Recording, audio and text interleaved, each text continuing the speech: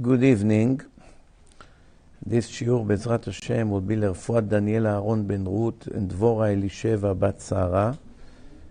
And also it will be for the successful shidduch of Elinora bat Aliza, Adira, Rachel bat Hanela, Rivka Yafit bat Chagit, Menucha Shira bat Hanela, Avigail Malka Perel bat Sarah Rachel, and Liora bat Barno.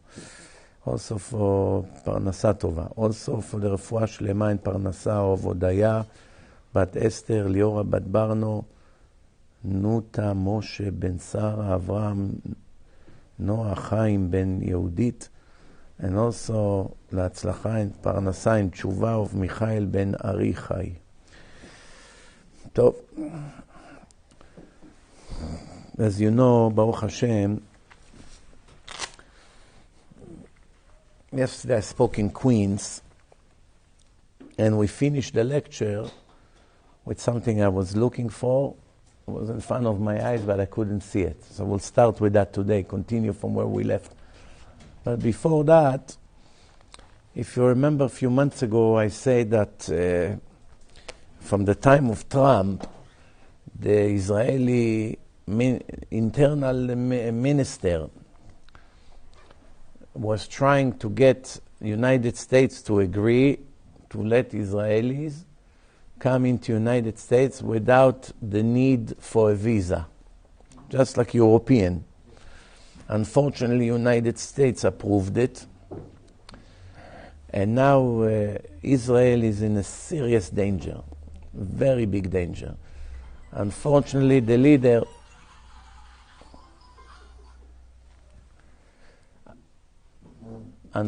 there was the Satan enjoying the danger, making a lot of noise in his plan, because once they will make it official, in my opinion, tens of thousands, maybe even more, Israelis would leave Israel within weeks and will come here to America.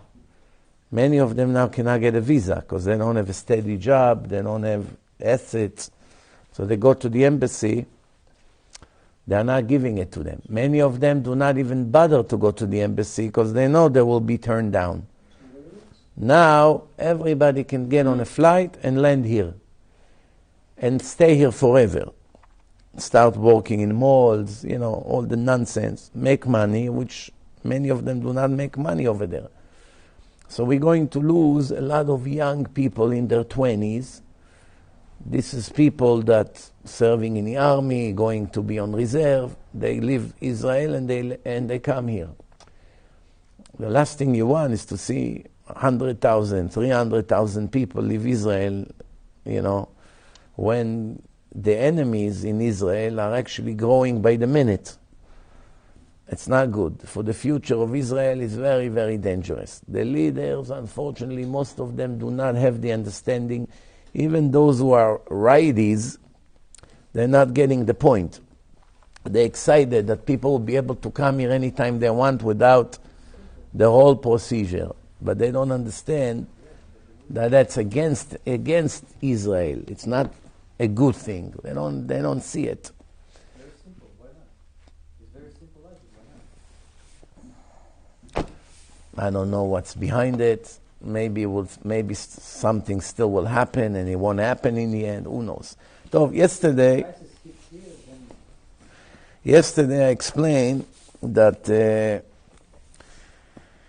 2,448 years the whole world was waiting for the moment that Hashem gave the Torah. The world was created 5,783 years ago. And for a period of 2,448, almost 2,450 years, right? Everybody was waiting for the minute that Hashem will give the Torah to the Jewish nation. But everything in the world was pending to that decision. What decision? If the Jews will accept the Torah or not. If they're going to accept the Torah, then the world heaven existent. If they won't accept the Torah, then HaKadosh Baruch Hu brings back the world to Tohu Vavohu, to the mess that was before he created everything. So that basically, without understanding, even the Goyim, they didn't really know, but their existence and everything else in the world was actually depending on the question, will the Jews agree to accept the Torah? And the Jews say to Moshe in Ma'amad Har Sinai, when Hashem came down on the mountain, as we read on Shabbat, that after they heard the first two commandments, they were so paranoid and they all died from fear. It was such a scary event. So they all died, and the angel had to push back their souls into their bodies.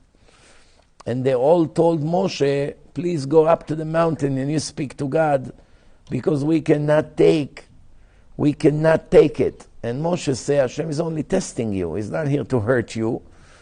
No matter how Moshe was trying to calm them down, they just could not agree to hear the rest of the commandments. That's the story that we read in the Torah. Moshe had to go up to the mountain, be there for 40 days, come down after 40 days with the commandments, saw the golden calf that the Egyptians made, the Erev Rav.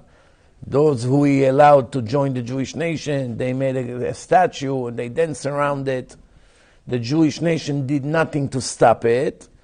And the Gemara said that every year we're going to suffer from this sin until the end of days.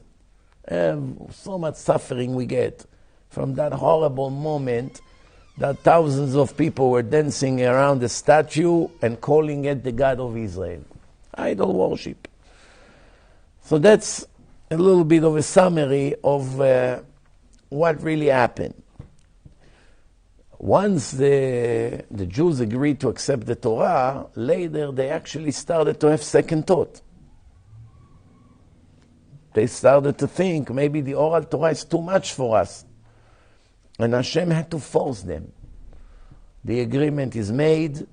It's like you sign the agreement and now after 10 minutes you want to change your mind. You signed. Now you are liable to your commitment. Kafa alem har kegigit, like the Gemara say. If you're not going to fulfill your promise and your commitment, you're going to be buried under this mountain. Meaning I'll turn over the mountain, just like you take a big ball and put it on a mouse, that he should not go anywhere. You basically choke him under that. So what do we see? We learn a few things from this story. One, that the most effective way to get people attention is fear. Nothing helps to change a person fast more than fear. Yes, there's love, there's compliment, I don't know, a lot of good things, but that's the most productive and immediate response. Second, in Israel, they have an expression that the secular, wicked people use. They call it kfiya datit. Kfiya is like when you kofel someone, that means you are forcing someone to do something you want. You can force your wife, you can force your husband, you can force your children, you can force your employee to do something against their will. Why will they do it? How are you able to force someone to do something that he or she is not interested to do? What's the method that you're going to use? One, gratefulness. You owe me, so you better move, right? You owe me. I owe you. The gratitude wakes up. You remind them that you did a big favor to them, and how can they turn you down, right? So that's one way to force a person to do something he doesn't want. That's very common in politics. When they help someone with the expectation that when I will need help, I will know where to come. But it's not only in politics, it's in life, in relationship. Other, appreciation. I care about you so much. Wouldn't you do something for me? That's another way to force someone to do. Another way is threats. If you're not going to do it, I take away your credit card. I'll take away your car. I have no choice. Okay, so you're forcing me for violence. If you're not going to do it, I'll beat you up or I'll kill you. That's by the way how they sent all these terrorists. Go and kill Jews. Leave me alone, I don't want headache. My whole family will suffer. Don't worry, we'll take care of your family. Go and kill them. If not, we will declare you as a traitor. He has no choice. He has to go and kill Jews. Otherwise, they'll kill his own family. That's what they do, the Hamas, Hezbollah, all these people. So there are many ways to force people. The question is, to force a person, is it a negative thing or a positive thing?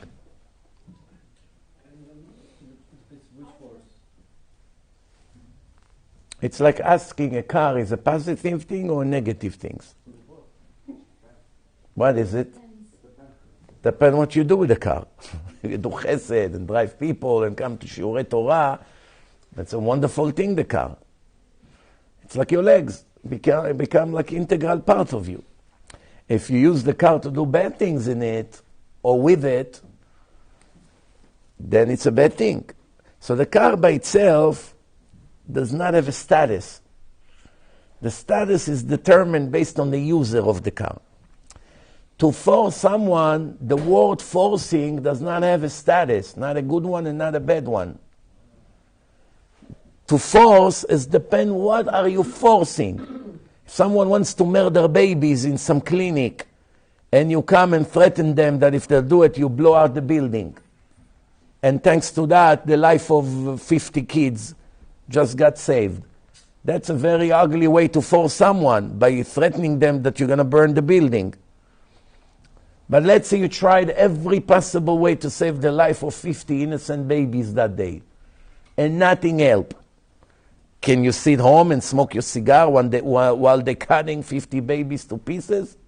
Just because some women that behave in a horrible way became pregnant and they want to get rid of the evidence that they act in an unethical way, just because they want to cover their crime, it gives them justification to murder babies. So it's all depends what you're forcing. Of course, you can argue about it.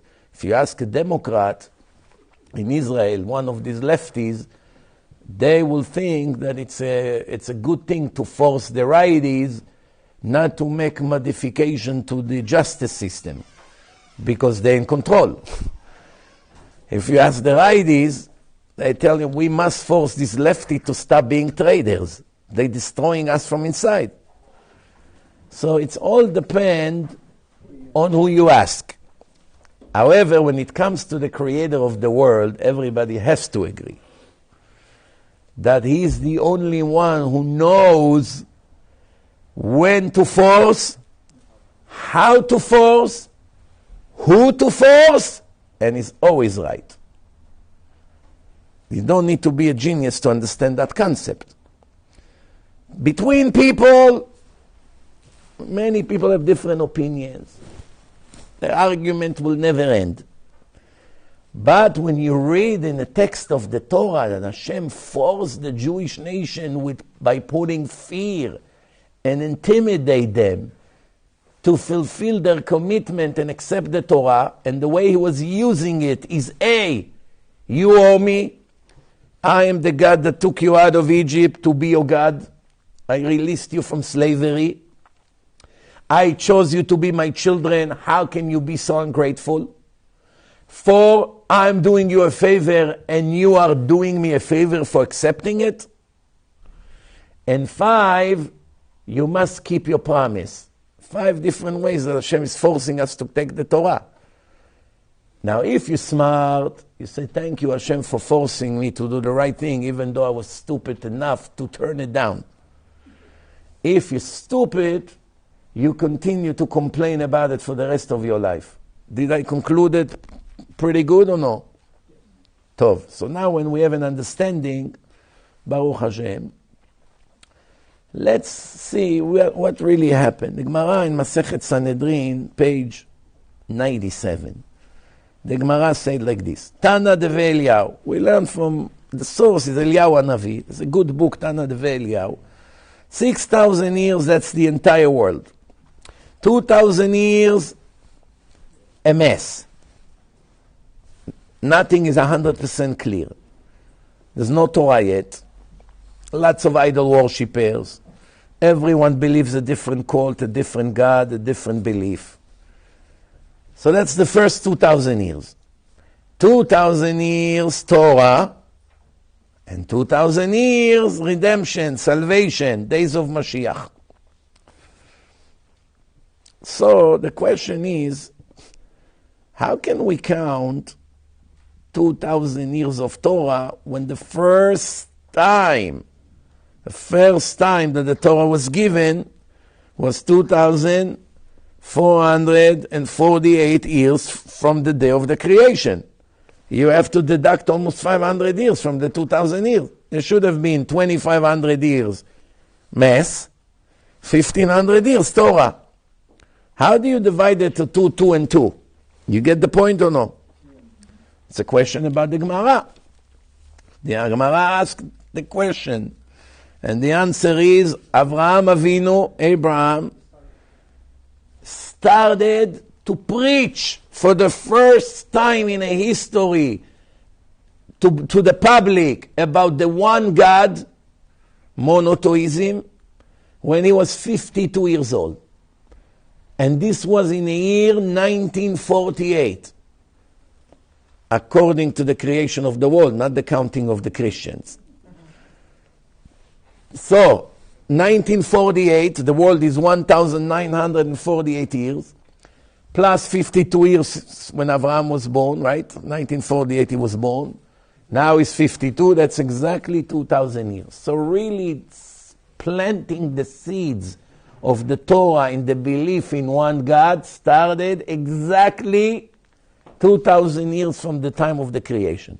We have Adam Rishon that lived almost 1,000 years. But Adam Rishon did not have students, did not preach, nothing. Actually, Noach is holding guilty, Hashem holds him guilty for the reason that there was a flood and everybody died. They called the flood Mei Noach. Why? It wasn't enough for you just to build the ark for 120 years, and when people approach you, you told them what's about to happen. You should have gathered the people and go and make a lot of noise to try to make them Baalei Tshuva, to make them repent. So Hashem is actually holding Noach guilty mainly for not praying for them. One way to make Baalei Tshuva is to pray for them. And it's working. I promise you it does. If you have a son or someone dear to you that is not religious, if 3 times a day, when you pray Shmona Esrei, in the middle of Shomea Tefillah, you cry to Hashem and beg for them, beg, it may take weeks, it may take months, and it may even take years. But it will happen. Why?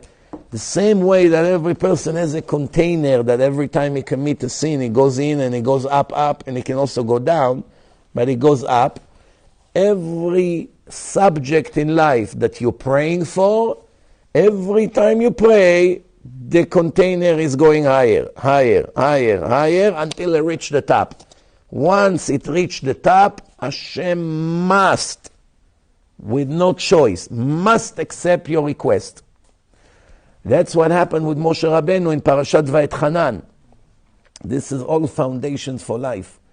Moshe prayed 515 prayers, shaking the universe and the heavens. The angels were panicking. Look what's going on from the power of this holy man, Moshe. And Hashem needed to force him not to pray the 516 prayers. Because one more, he was already at 99.9%. One more begging to come into Israel, and Hashem would have to be forced to let him in. And all the plan would have to change drastically.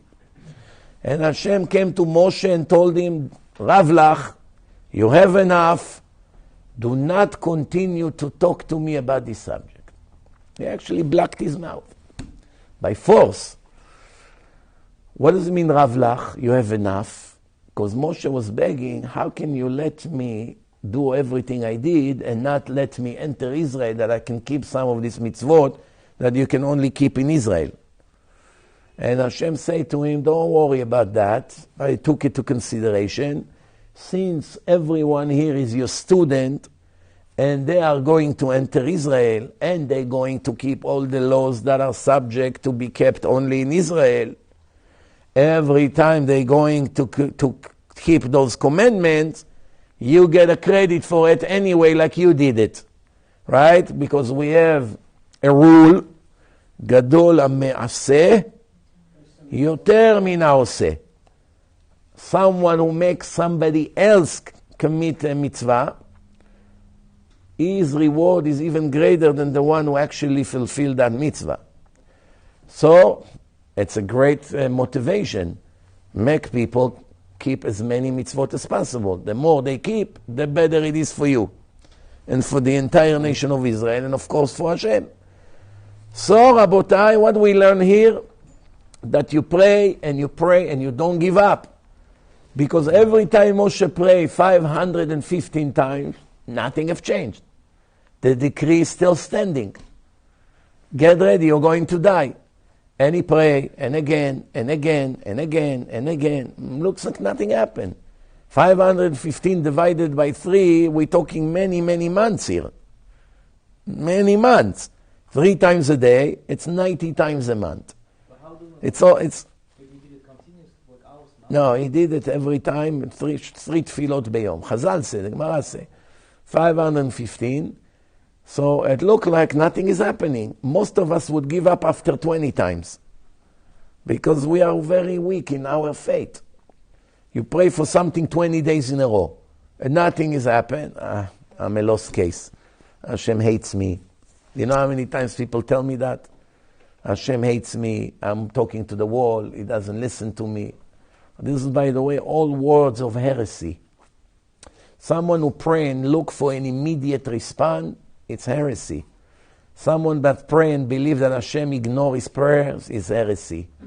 Someone that pray and think that the prayers do not do any difference, it's heresy. Bottom line, almost all of us are heretics.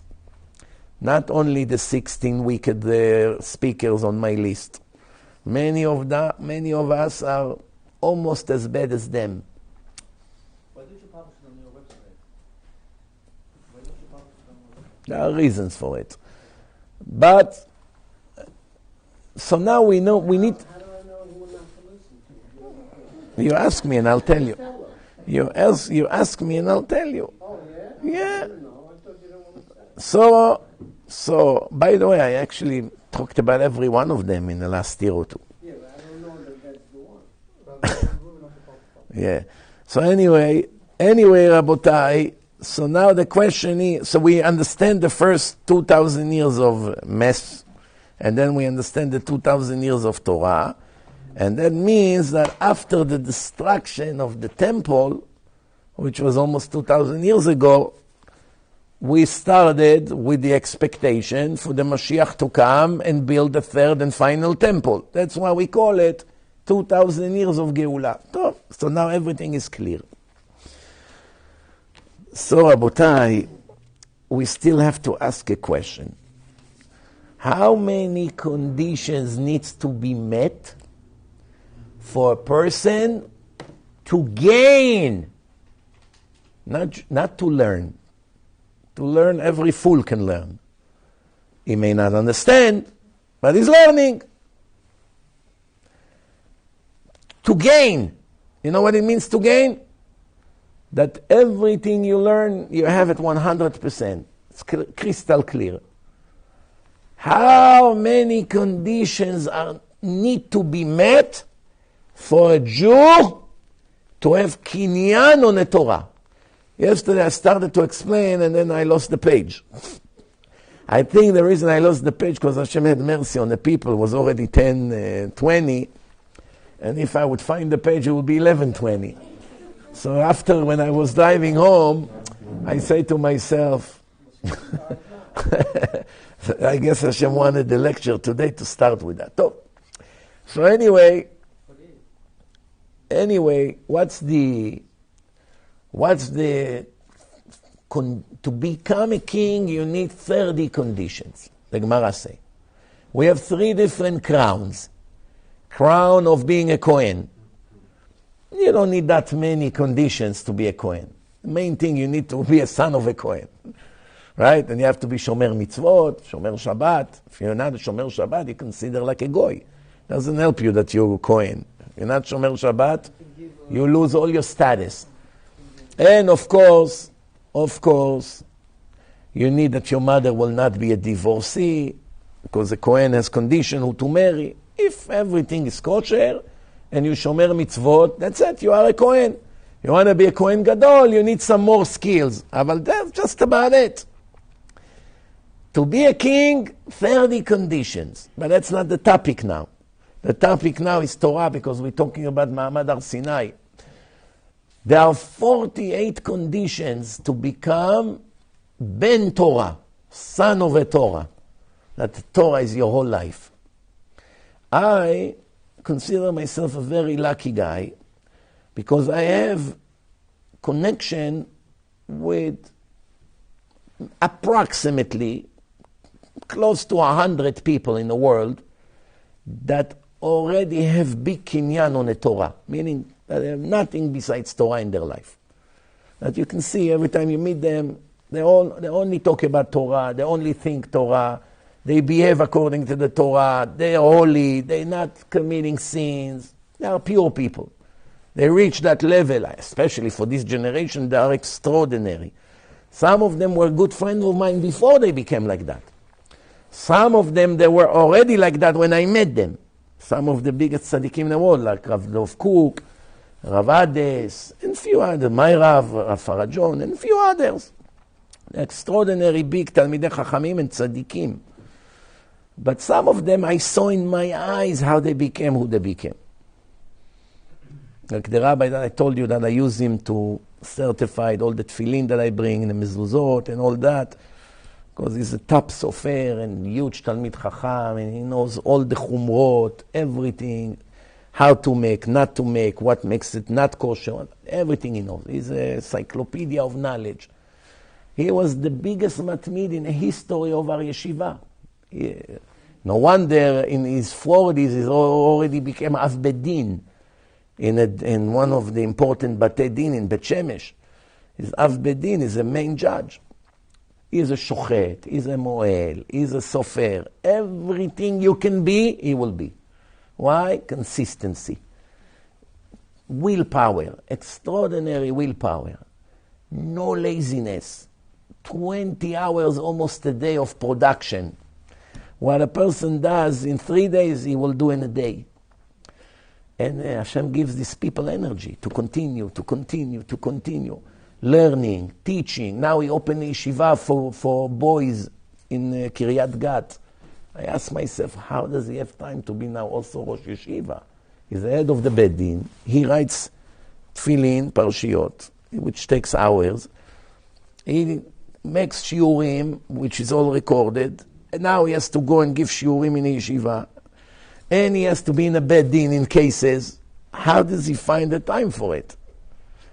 That's a part of the blessing. When a person is serious, yes, kinyan on the Torah, they have special blessing in their life to do so much, which other people don't have that kind of siyata dishmaya. So, this is a little bit introduction. Let's review a little bit what are the conditions that we need. So, to become a mathematician or a physician, you don't need any kinyan. No conditions. You have to learn, you understand what you learn, repeat, and you'll know it. Whether you're righteous, whether you're wicked, whether you eat kosher, whether you don't eat kosher, whether you're shomer Shabbat, mechalel Shabbat, man, woman, Jew, non-Jew, no conditions. Everyone is welcome to become a mathematician. No prior condition needs to be met. All you need is to have a sharp brain, which you're born with. You didn't gain it. And a will to become a mathematician, to come and start learning 6 times 7. You repeat it 10 times, eventually you know, if you're American, you need 90 times. You calculate. Calculate. But you got the point. That's like in every other knowledge in life. Practice, repeating, learning, reading, gaining knowledge, and that's it. Torah is completely different. Completely different. The Holy Torah has a lot of prior conditions. First, now I'm going to read to you. Speak as less as possible. Condition number 1, do not talk anything that is not extremely important. Don't talk about the weather, definitely not about sport and Super Bowl and fashion and real estate and politics. Clean it from your head. You need to leave the head enough room and concentration to be busy only with one thing, the divinity and the wisdom of Hashem. You want to push into the barrel a lot of garbage? You contaminate the good of the Torah that goes inside. So you got to clean everything that this horrible world has to offer. You have to make sure. Mi'ut sicha. Don't talk. You know how some people, hey, how you doing? What's up? Nice weather. I'm excited. Why? There's a game tonight. Someone speaks like this, he doesn't have Torah. That's what he worry about. How's the food? How was the food in Shabbaton? How was the cook? Who came? How many people? Who was the speaker? גם זה nonsense. תלמידי חכמים waste their time. If you sit with Chacham Ben Zion Abba Shaul, you meet him. He will talk to you about his nonsense. Only about spirituality. How are you holding? What are you learning? How's the yeshiva? That's it. Things that berumo shel olam. Rav Eliashiv. I told you once a story that my rabbi, they brought the grandson of Rav Eliashiv to him. 4 generations after. Rav Eliashiv's son, grandson, and grandson. Nin. For my rabbi to give him a bracha. They said, Rabbi, this is the grandson of Rav Eliashiv, the nin shel Rav Eliashiv. So he said to him, your grandfather is the most important person in the world and you're coming to me for a blessing? You're out of your mind, meaning? Why would you replace a diamond with a silver coin? So the boy said, I happen to be here. What do I lose? You know, okay. He gave a good excuse.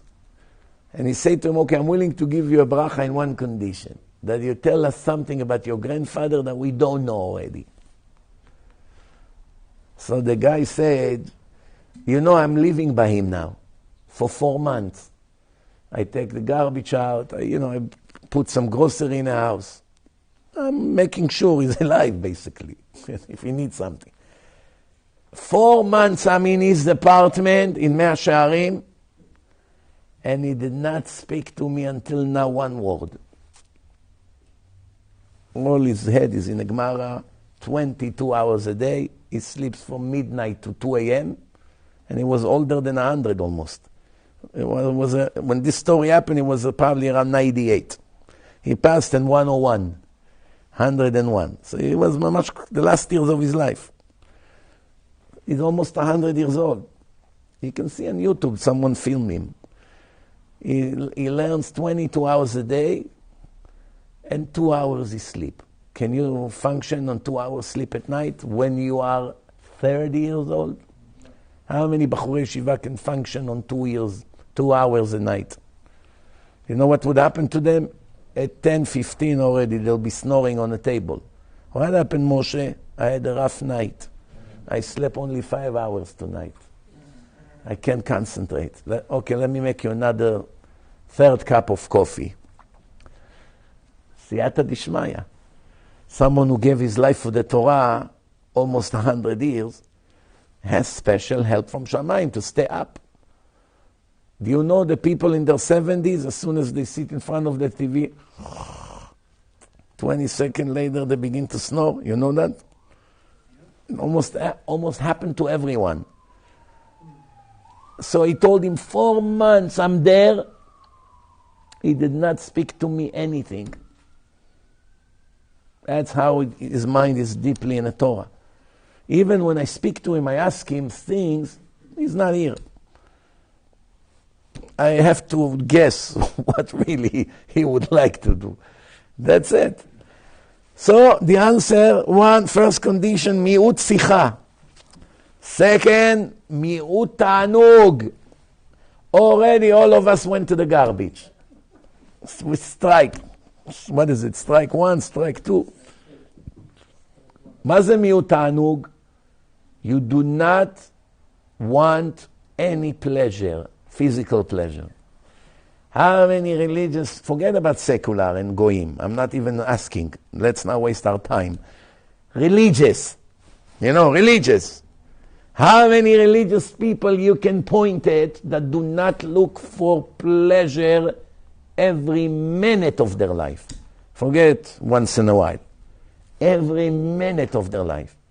How many religious people you know that do not care how the food tastes? They do not care if it's hot or cold.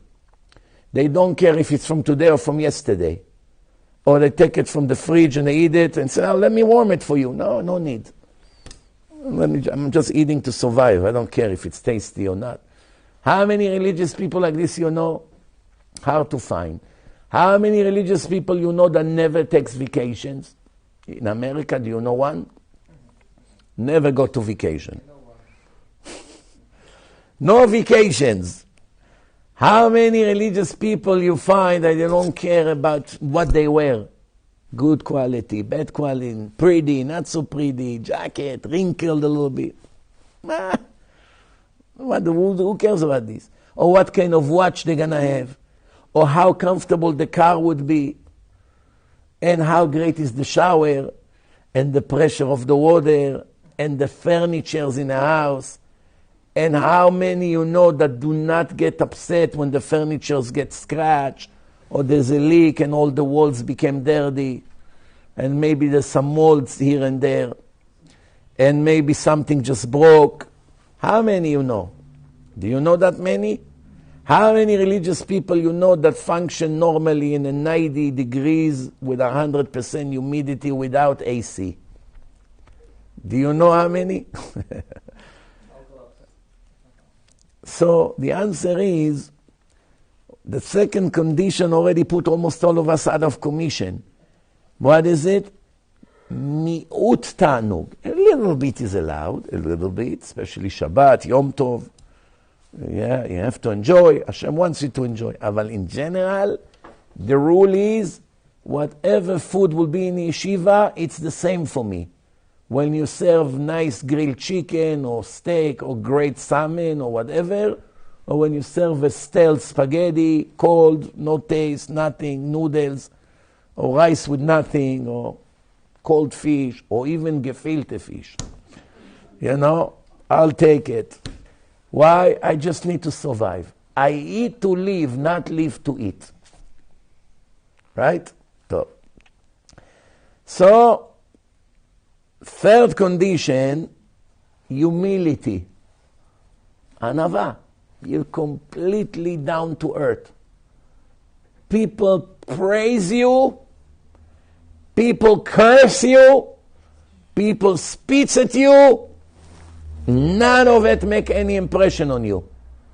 People kiss your hand, you think, such fools. They kiss, who am I? I'm not even a piece of dirt, scent, nothing. Okay, finish it and let me go. They don't, here I am. Yeah, wait, come one more time. I know one. He used to walk like this with his hand.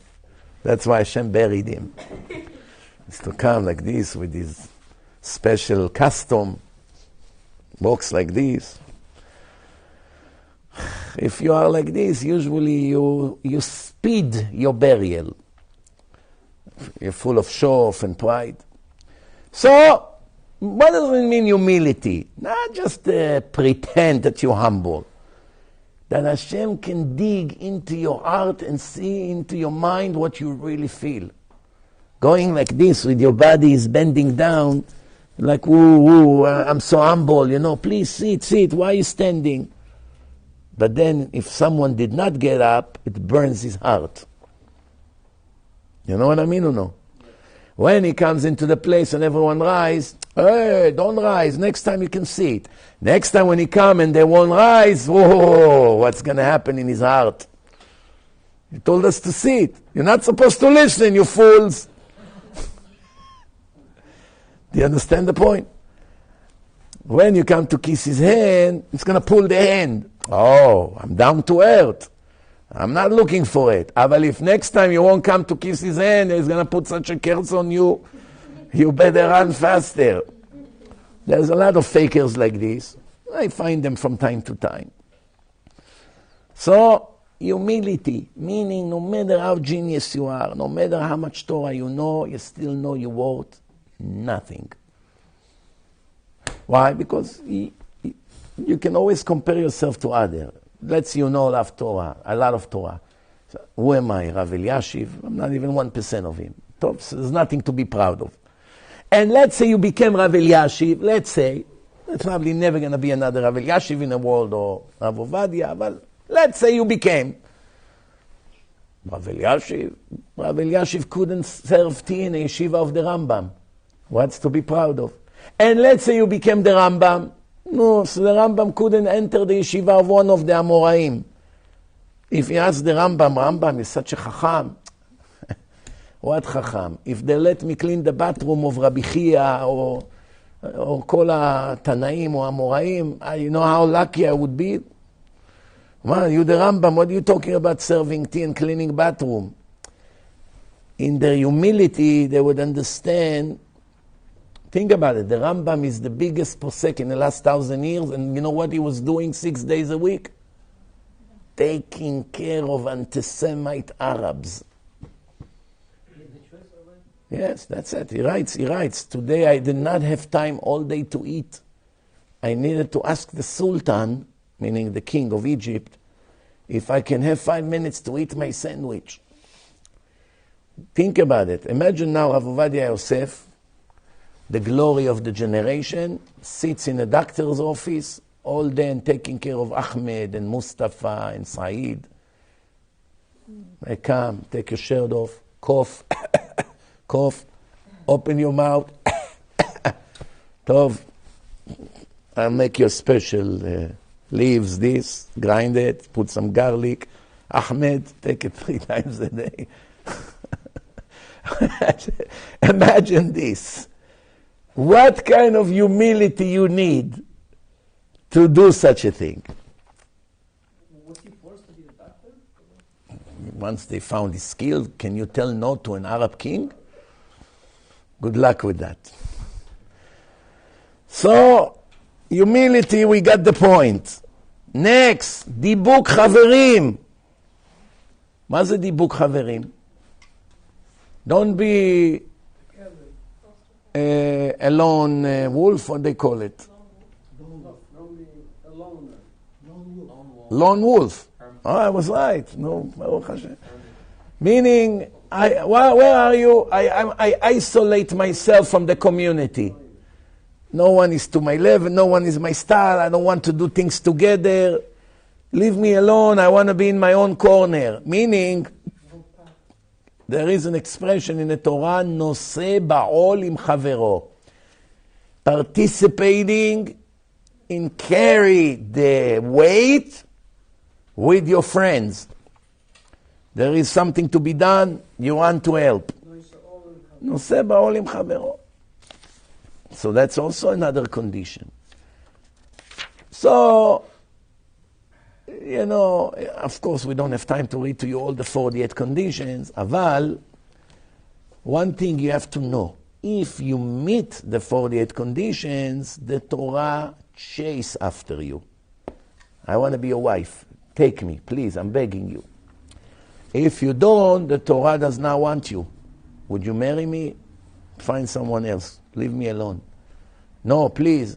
It's an harassment. It's an abuse. Leave me alone. Why? I'm not interested in you. Why? You're full of yourself. You're full of ego. You're selfish. You're this, you're that. You're running after desires all day. Not interested to be your partner.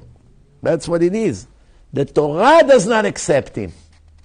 Hashem designed the Torah in such a way that the Torah will vomit you out of the system. And I've seen so many over the years.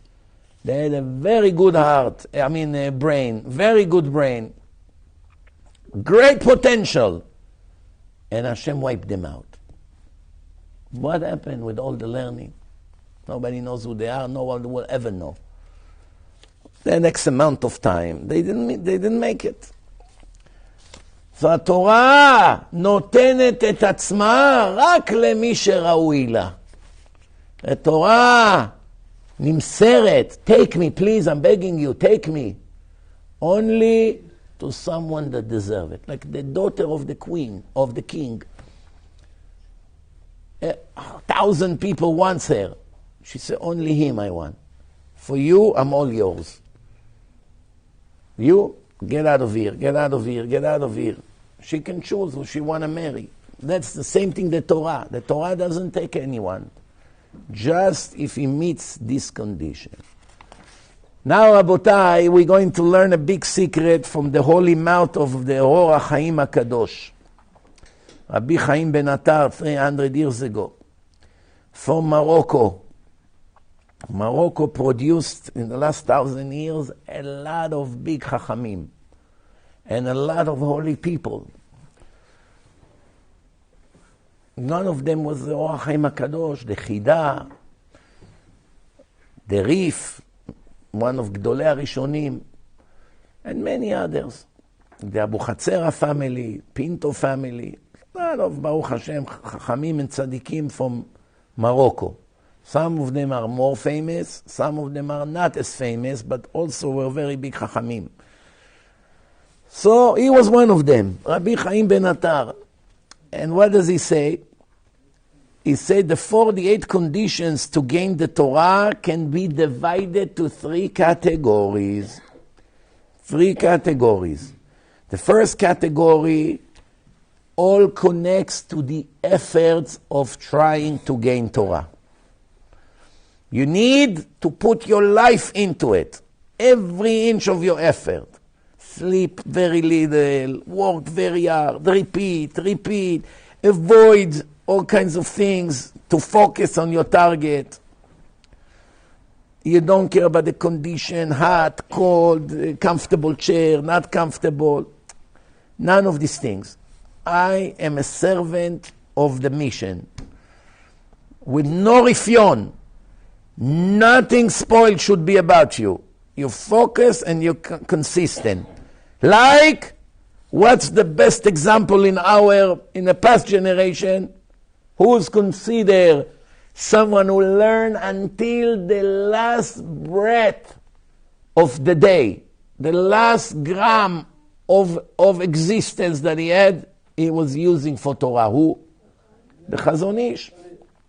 As an example, Chazon Ish. I had a schut, my grandmother, which was a holy woman, she was working in his house for a few years. The house of the most important person in the world, the Chazon Ish. And what did he have? Little wood table, 2 chairs made up from wood, bed metal that the agency gave them when they came to Israel. It was such a bed from metal, 500 years it would still be, especially Chazon Ish, you could pick him up with one hand. It was so short and so skinny. Maybe he was 100 pounds, I doubt it. His weight, not even. The Chazon Ish, let me give you an example. What does it mean, efforts? Rav Shmuel Greneman, one of his main students, which was also one of Gdolei Ador, who passed a few years ago.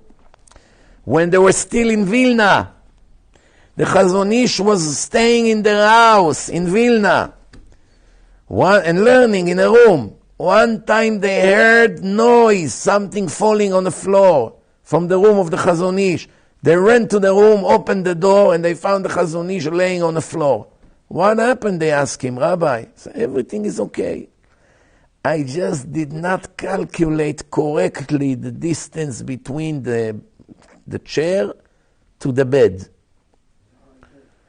No, the bed, the distance, how many steps you need, 1 or 2. He didn't calculate. He was learning until he remained with no energy, 0 energy. But few seconds before his energy ran completely out, he left enough energy to get up from the chair, make 1 step, and fall in a bed. And this time he did not calculate, he needed 2 steps. So after 1 step, he fell on the floor. That's what Rav Shmuel Greneman, one of the biggest rabbis in a generation, testified. One time a student went into his house in Bnei Brak after he already moved to Israel and saw him laying in a bed and the pillow is on the floor. The student asked him, Rabbi, if you already lay down, which is so rare, why didn't you take the pillow that you should be at least comfortable? The Chazon Ish told him, if I had the strength to pick up the pillow, do you think I would lay down? I would take them the extra few minutes to learn few more minutes. So this is an example of someone that lived in a past generation, 50 years ago. Rav Shach, the head of Ponovitch, the head of the whole religious world. There are many stories about his efforts in his learning. But there was also the Rav Mibrisk, the Brisker Rav. So he came one time to talk to him words of Torah. And when Rav Shach came to the Rabbi Mibrisk in the evening, he asked him a question. The Rabbi Mibrisk told him, it's a good question. I don't have right now an answer for it. Rav Shach went home. He was living back then in Jerusalem, right? So both of them now break their head, what's the answer to the question? At 3 o'clock at night, the Brisker Rav woke up his son, wash your hands quickly, he told him. Make Birkot Torah, the blessing of the Torah, and come to me. The boy did as his father said. What happened? He said, I already have an answer to the question of Rav Leizer. I finally came up with the answer to the question of Rav Shach. I'm going to tell you now the answer. Please go and tell it to him. He said, Abba, but it's 3 o'clock at night. He's sleeping. He looked at him. He said, what? With such question, you think he can fall asleep? The Torah was all their life. You think that he was able to fall asleep with such a question? He's absolutely awake. The boy said, obviously the boy is not interested now to go from Bnei Brak to Yerushalayim. There was days that there was no telephones. Today you can pick up the phone and call. There was no telephone. He said, who said that he still have a question? Maybe he found the answer and went to sleep. The Rav said, do you think if he would have the answer, he would go to sleep? He would run to me to tell me the answer. This is who we're talking here about. Rav Shlomo Zalman Groisman, the rabbi of Elad, he stood one time out of the room of Rav Shach, together with his assistant, Rav Echeskel Schaik, and they heard someone just fell on the floor. They came in and saw Rav Shach on the floor. They asked, what happened, Rabbi? He was leaning on a table, reviewing something in Netivot HaMishpat, deep book, and he thought that he had a chair behind him. So he sat. There was no chair. He was so deep into it, so he wanted to sit, and he fell on the floor. And he got hurt badly. They helped him to get up. They wanted to take him to the bed. And he said, no. I need to get to the table, to the book. 20 books, he was leaning on the table with pain, and you hear, aye. He got bruised badly. But only after he finished to understand the subject from the book, he said, now you can take me to the bed. These are some examples. What does it mean, efforts in Torah? The second condition to gain Torah, the second category, remember we're dividing it to categories. So first category, effort. Second category, good personality, good traits. Midot tovot, especially humility. Who am I? I'm nothing. That's in my head. Not just show. I'm really nothing. I don't get offended. I don't care if they give me a blessing in a wedding. I don't care if they stand for me. I don't care if they like me. I don't care if they don't like me. I don't care if they criticize me or they praise me or they support what I say or they against what I say. None of that is matter. That's what Rabbi Zion Shauli was like. Rabbi Zion Abba Shaul, when someone complimented him, he suffered. When someone praised him, he suffered. When someone was against him, he felt great. Exactly the opposite. Second category, ונפשי כעפר לכל תהיה. We say it in the end of 18. Make sure you get to that level. The Gemara in Masechet Baba Batra, page 98. The Gemara say, "Ay man de yair, afilu ha'in shebetel lo mekabel." Someone that is proud, even the members of his own house cannot stand him. Not his wife, not his children, anyone. It could be his parents living in a house. Nobody can stand him. Why? They see his arrogance and pride. They see. You can't fool your own members, family members. I don't like him too much because he talks down to them, humiliate them. Shlomo HaMelech, in his beautiful famous song Eshet Chayil, that we sing on Friday night in the Shabbos table before we do the Kiddush, these are the words of King Solomon. Obviously you see the wisdom there. What does it mean, Eshet Chayil mi imtza? A great performer, woman, who is going to find?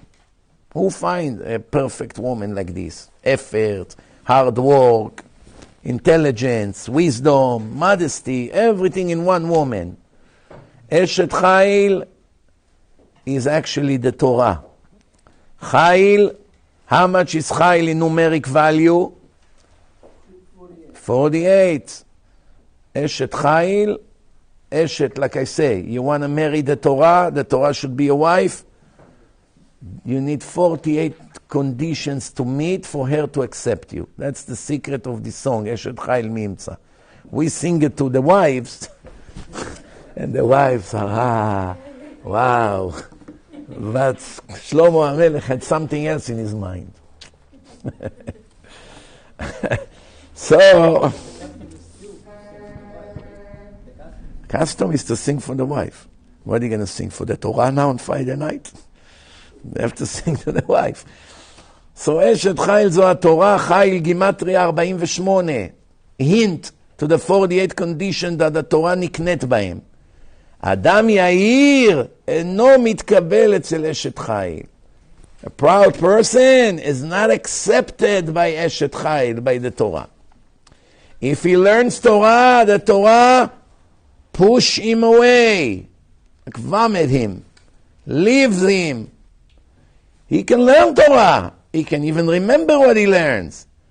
But Gadol b'Torah, great Talmid Chacham, scholar, he will never be.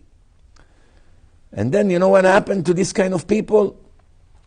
Because they have such horrible pride and such horrible behaving, in a moment the Torah leaves them, do you know what they do?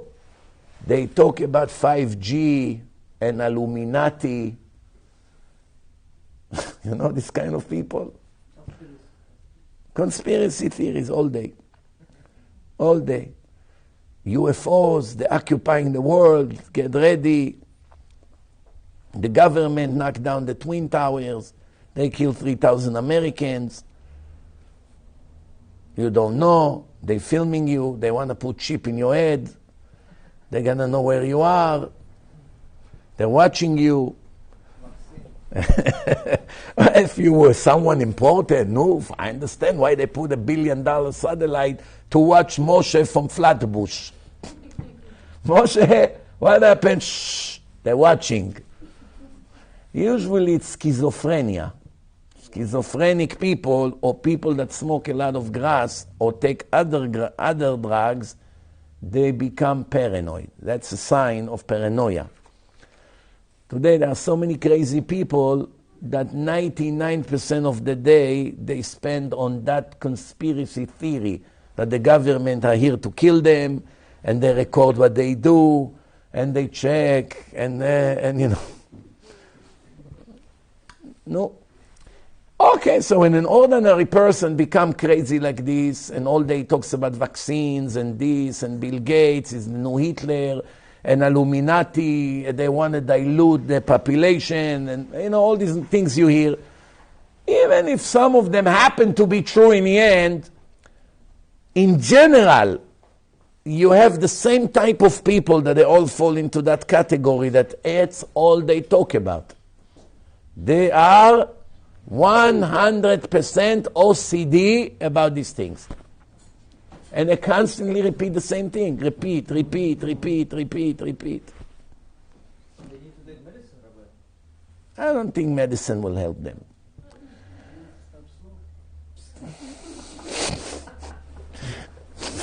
They need to stop smoking. Easy saying than doing. So once, I know one of them, once you found out that the Torah kicked him, and everybody realized who he is really, that famous speaker, what is he talking about from then on? News, 5G, vaccines, Israeli government, they are to kill us, they kill people, that's all their lectures is about. Chisunim, chisulim. Can you talk about Divrei Torah, leave us alone with this nonsense? No, but it's pikuach nefesh, I have to warn you. Tov, Hashem runs the world. In the end, it's his decision who's going to live and who's going to die. How it became everything in our life, just talking about this nonsense all day and all night. Look at the trees, you see? In this color, look at the other color. You know where it comes from? From this building, from the 5G. You see what it did to the tree? It fries your brain. Don't you see? Don't you feel sometimes you're tired? No, yes. That's from the 5G. Why, when it was 4G, I wasn't tired. I was also tired. By the way, I have a feeling that half of America is like this. Because every other person sells me this nonsense.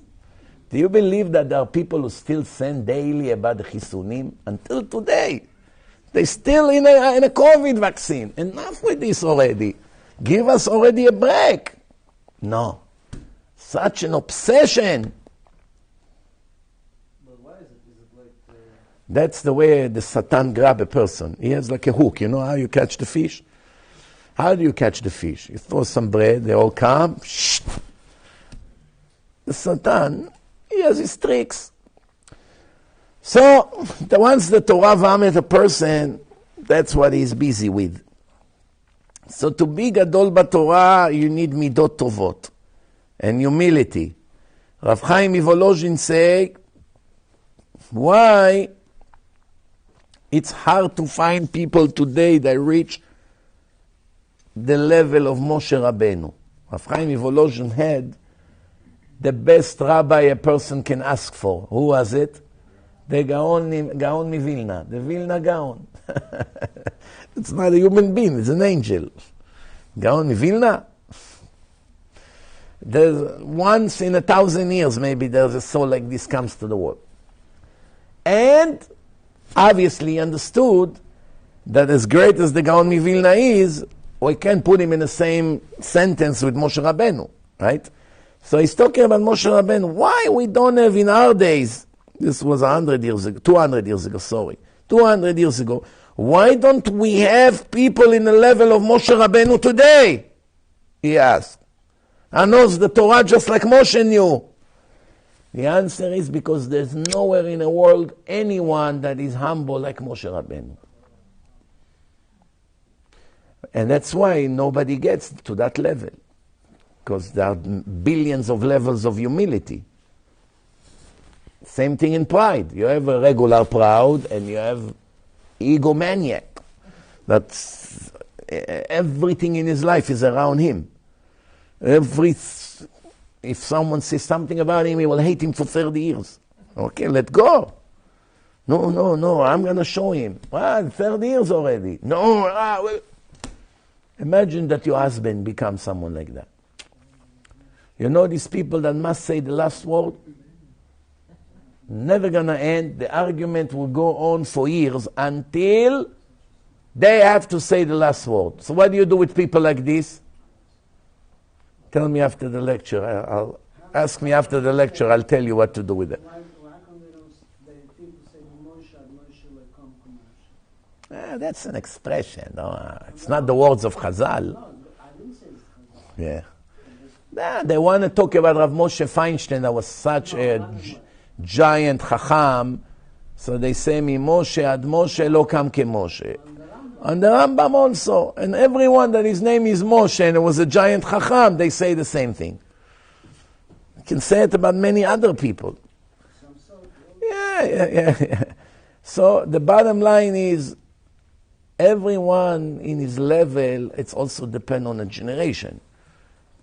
If Gaon Mivilna in his generation could be very well compared to the Rambam in his generation, even though he wasn't the Rambam, but like the Gemara say, Iftach bedoro keshmuel bedoro. That's it. Answer all your questions. What's the third category? Is נושא בעול עם חברו, דיבוק חברים. I will tell it to you in simple English. No selfishness. You're not egoistic. You're not selfish. You care about others. You take the pains of others. It bothers you. There are two kinds of people that rebuke the public.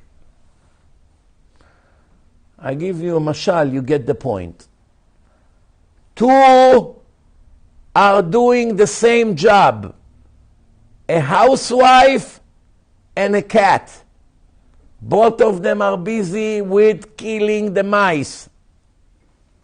Right? Hunting them, getting rid of them.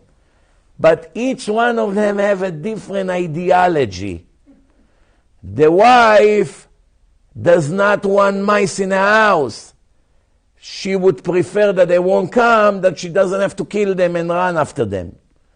The cat is interested, the more cats are coming here, the more work and food I will have. Both of them from the outside look exactly the same. They chase the mice. But everyone has a different agenda. This is the mashal. What's the nimshal? Two people speak. One speak because he cares very much to really save the souls of the people and bothers him very much to see how they commit sins. And the other one just wants their bank account. What's in it for me? What vacation he will invite me to? What Shabbaton he will invite me? What compliment they will give me? Where will I be able to go and participate? Which famous organization will endorse me? How much we will raise this year? So how can you tell the difference? He teach and he teach. This organization teach, this organization teach. How will you know the difference? There's one way to know the difference. Who stick to the truth and nothing but the truth, without being politically correct, without modifying the truth. Just teach it as it is, and whatever comes, comes, and what's not coming, it's not coming. That's it. You can lose money. They won't donate. Look how many people will come instead of thousands. That's not my problem. I have to teach exactly what Hashem said to do. That's it. The rest is not in my hand. Nobody come. And those who kiss up to the wicked and compliment the wicked and accept homosexuals and accept democratic leaders and give them honor and kiss up to them Chalelei Shabbat and compliment wicked audience and admire not modest women. You know exactly who they are. If you don't know, you are in a very serious problem and in a very low level. If you don't see, sometimes people ask me about someone if he's kosher. They ask me about someone, he's not in New York. He's not going to tell you from what state he is. So someone asked me if that speaker is a kosher speaker. I say that the first time when I was asked, I said, I don't know who he is. They sent me a picture of that speaker. In a million years, I would not even believe it's a Jew. Needless to say, religious Jew. Needless to say, a speaker. Wearing a leather jacket like some kind of a goy from I don't know where. Clothes of some kind of a model. Gel in the hair. Mamash look like a goy, a movie star or something. I don't want to say more than what was in that picture, okay? So I say to that person, it's very sad that you even have to ask me such a question. Don't we ever say one picture equal like 1,000 words? Did you ever see a real serious chacham wear a leather jacket like this with all kinds of pockets of some kind of a goy from Harlem with tons of gel in the hair like this? Where did you see chacham, a real chacham, ben Torah dressed like this? Don't you see that the way a person dress already tell a lot about his inside, about what he's after? Don't you see that? If you're going to see a speaker that his blorit comes 7-8 feet up, standing like this with gel, you need to ask if he's a kosher speaker. That means that your knowledge is zero. What do you mean? I'm religious 20 years. But you have something blocked in your head. Blocked in your head. Do you disagree? You agree? Oh. Now, I couldn't continue without your approval. You know, it's very important to me. So, Baruch Hashem. Third category, no selfishness. All the big chachamim, you come to cry about your problem, you see they have tears. They hold your hands. They daven for you. They call the next day to see how you're doing. When you call them a few days later, tell them the problem was resolved, how they're happy. They feel the pain of the public like it's their own pain. Like the famous story of the Klausenborg Rabbi. Klausenborg Rabbi came from the Holocaust after they killed 10 or 11 of his children. 11? 11 children they killed. Today they sent me a video of Netanyahu and his wife. They went to Nichum Avelim by this woman, poor woman, unbelievable, noble woman. She just lost 2 kids, 2 and 4 years old, such pure, sweet kids like this, tzaddikim, in a terror attack in Ramot, in Yerushalayim. And she's encouraging and inspiring people for unity. So Prime Minister went to Nichum Avelim. So, you know, you look at the woman, she just lost 2 boys, 2 sweet boys. You look at the face of these boys. You know it's a sacrifice to prevent thousands of deaths. I told you, I explained it to you that when children like these, holy kids from Talmud Torah, each one of them can be equal like 1,000 wicked Jews on a scale. Take all the mitzvot of 1,000 wicked people, they have some mitzvot. Take the mitzvah of mezuzah, they have Brit Milah, other mitzvot they did, put it together, 1,000. One holy kid like this from Talmud Torah is already greater than all of them. So instead of killing 1,000 or 30,000 like in Turkey, Hashem takes few tzaddikim in 1 week, 5, 6, each one of them can be like thousands. Spiritually, the value of those holy kids. And other Bnei Torah, and there was Avrech, and their father is still in bad condition in the hospital. Father is also fighting for his life. So the Kloisenborg Rebbe, the Nazis, Imach Shimam, killed 11 of his children. 11. And his wife.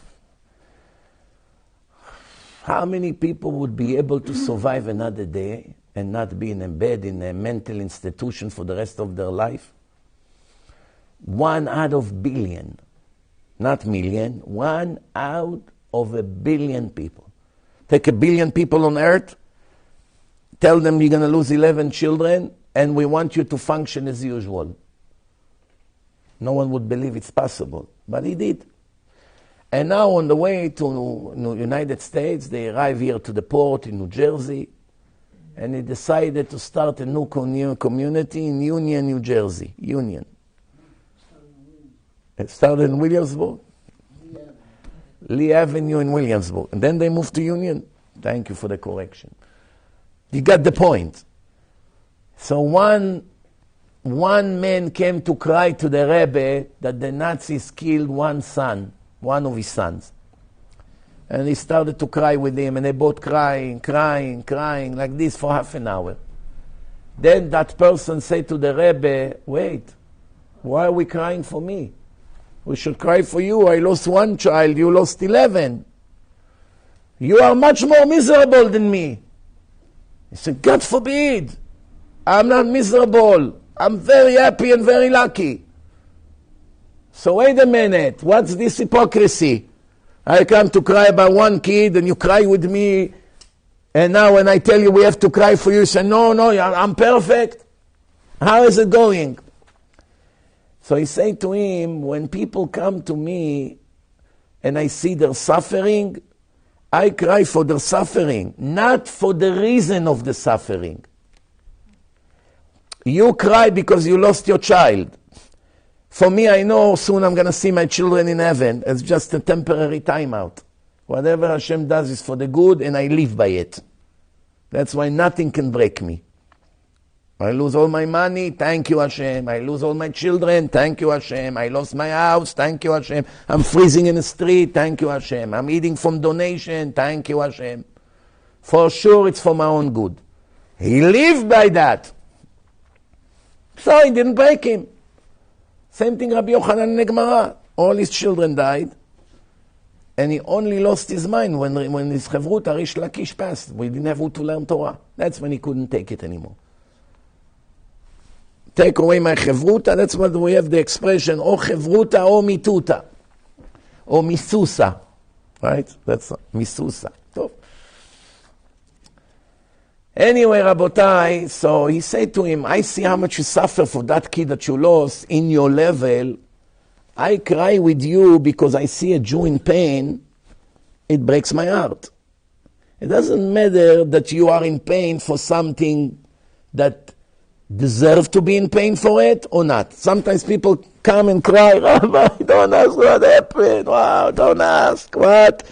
My car got totaled and I don't have insurance. He has $5 million and he cried about $30,000 car that was, what a terrible week I have. And the rabbi cries with him. I think, look at this guy. That's what he's crying. Maybe that just saved his life and his family life. How can he cry for something like this? But people in a low level, that's what they cry for. You got it or no? So, they feel the pain of the public, just like it's their own pain. Where do we find a clue in a Torah for the 3 categories that we just mentioned?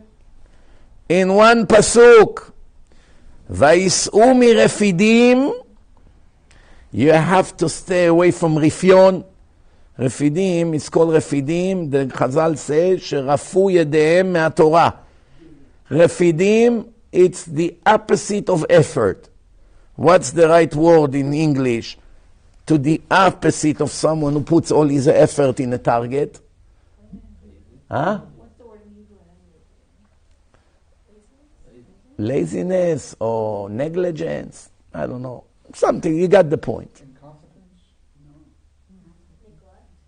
Neglect? I'm not so sure if it's neglect. It's more laziness. That you ask a child to put efforts in his learning and he does exactly the opposite, do nothing. Huh? Careless. You see, even in English you don't have a word for it. Huh? You know why you don't have such a word in English? Because everyone in America is the exact opposite of efforts. They don't want to insult the whole nation.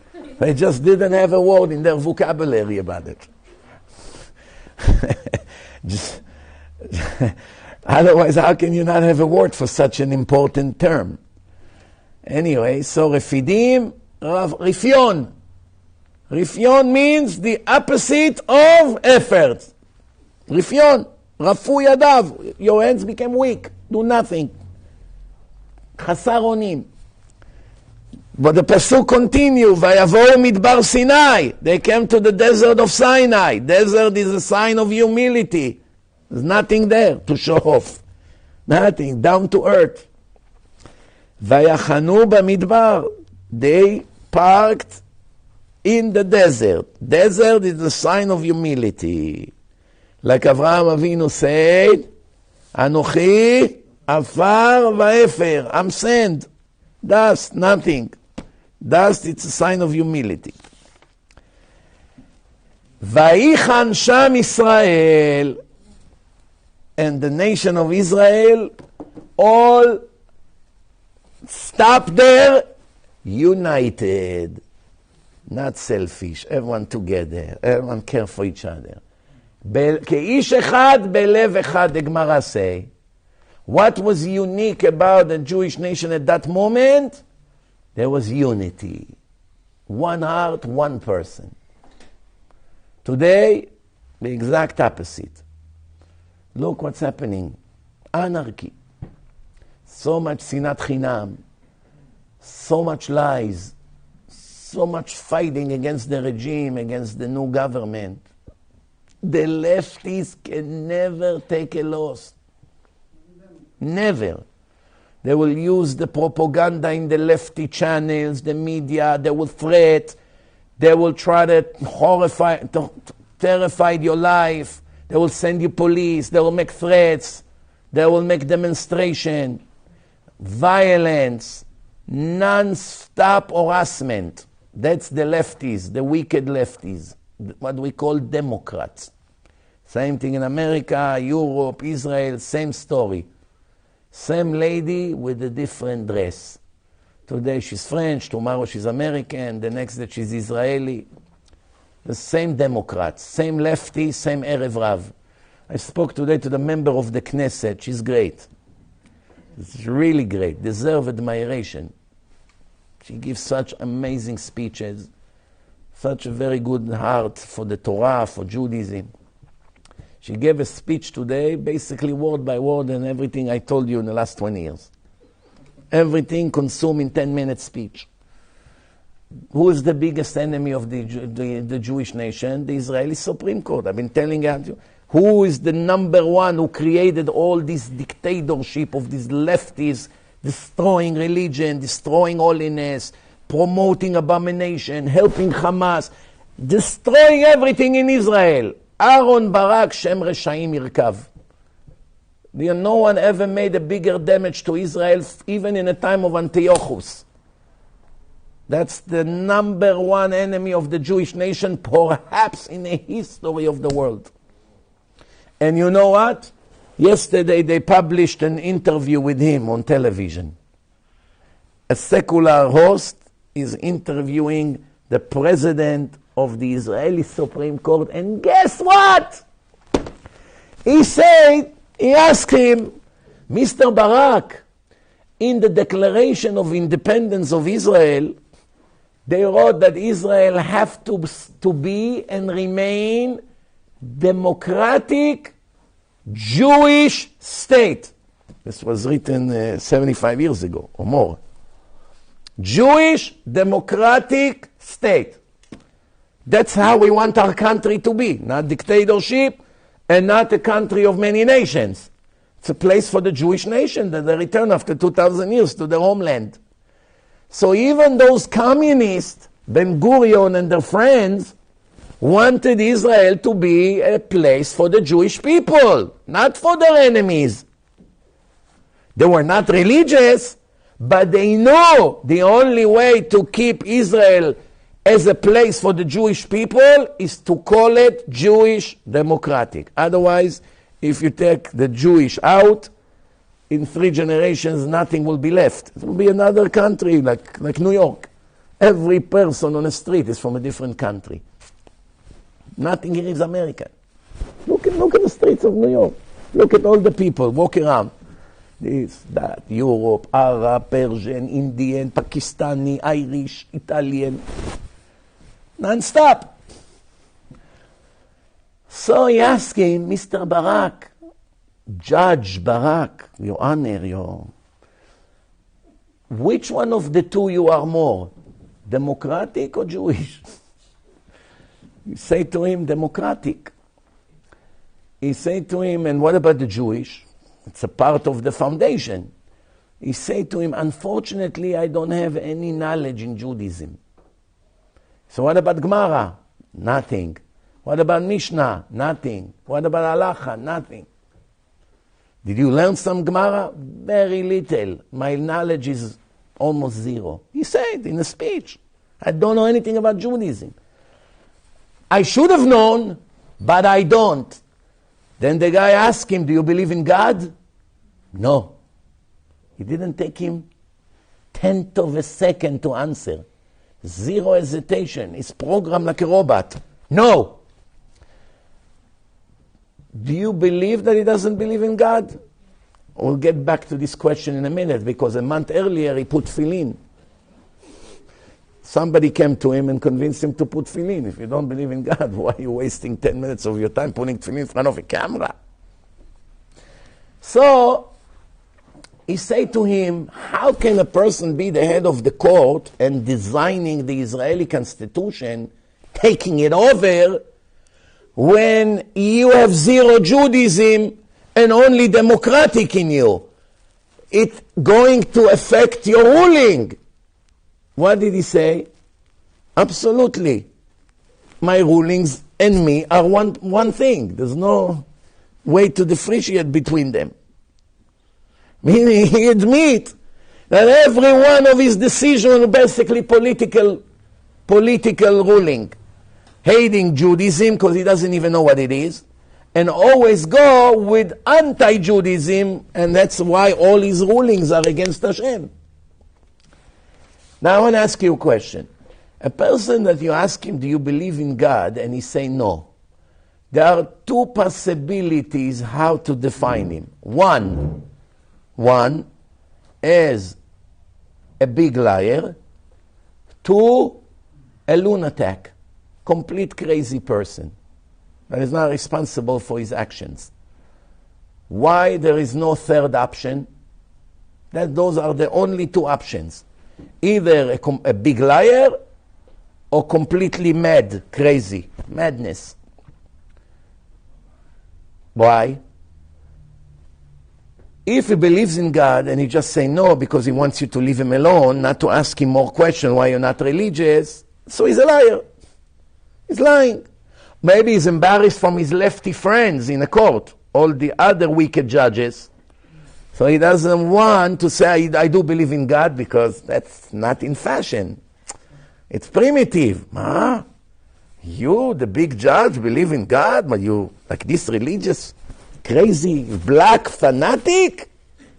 Professor Barak, you the head of the elite. So he's embarrassed. That could be an option. If a person really doesn't believe in God, it has to be immediately locked in a mental institution. Because he's danger to society.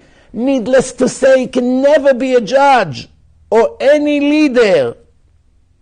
Why? Because if someone would come and tell you that this battle was made randomly, without a creator, how do we have such a battle with lines, parallel, everything, with sticker, with words, with the top, screwing it, with the ring around it, everything designed with equal lines.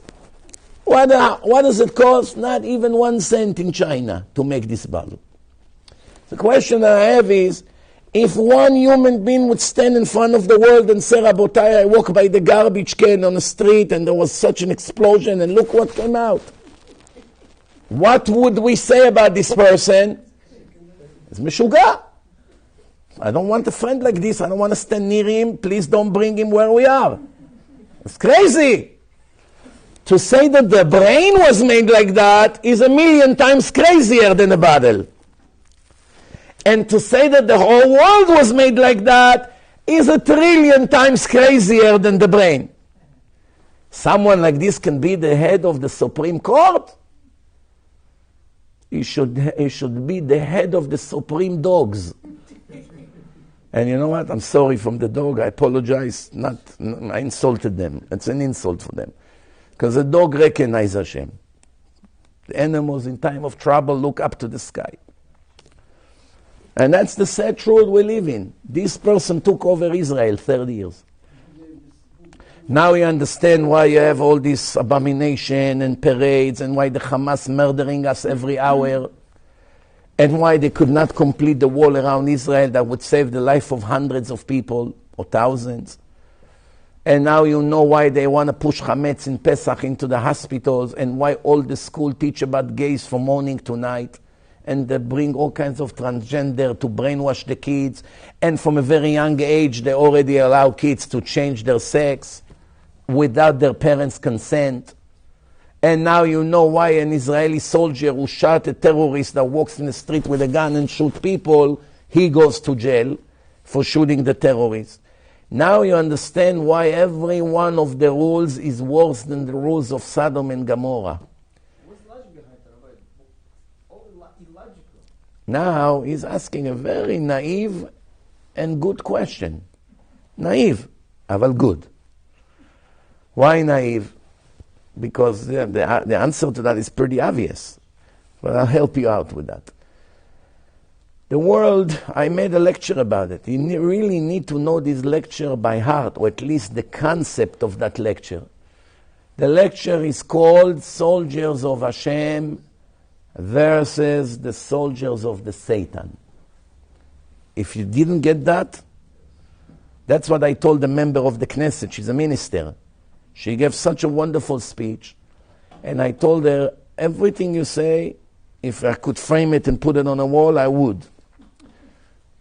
But I want you to understand the depth behind these phenomena that you describe in a wonderful way, in such a brave way.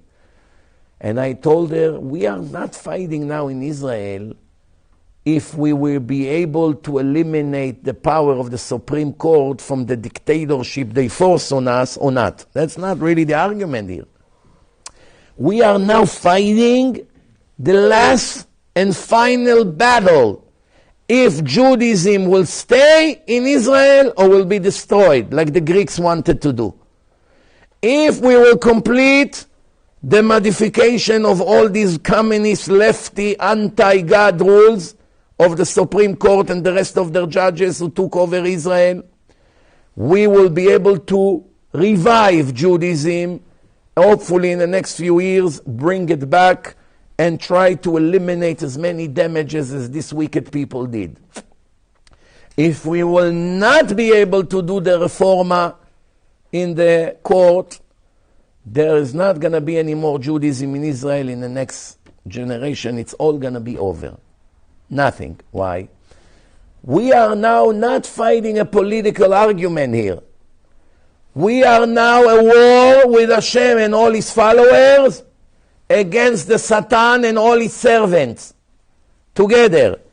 That's why Never before you saw that the government declare about a reforma that they wants to do, and 100,000 people riots on the street every day. When did you have this in Israel?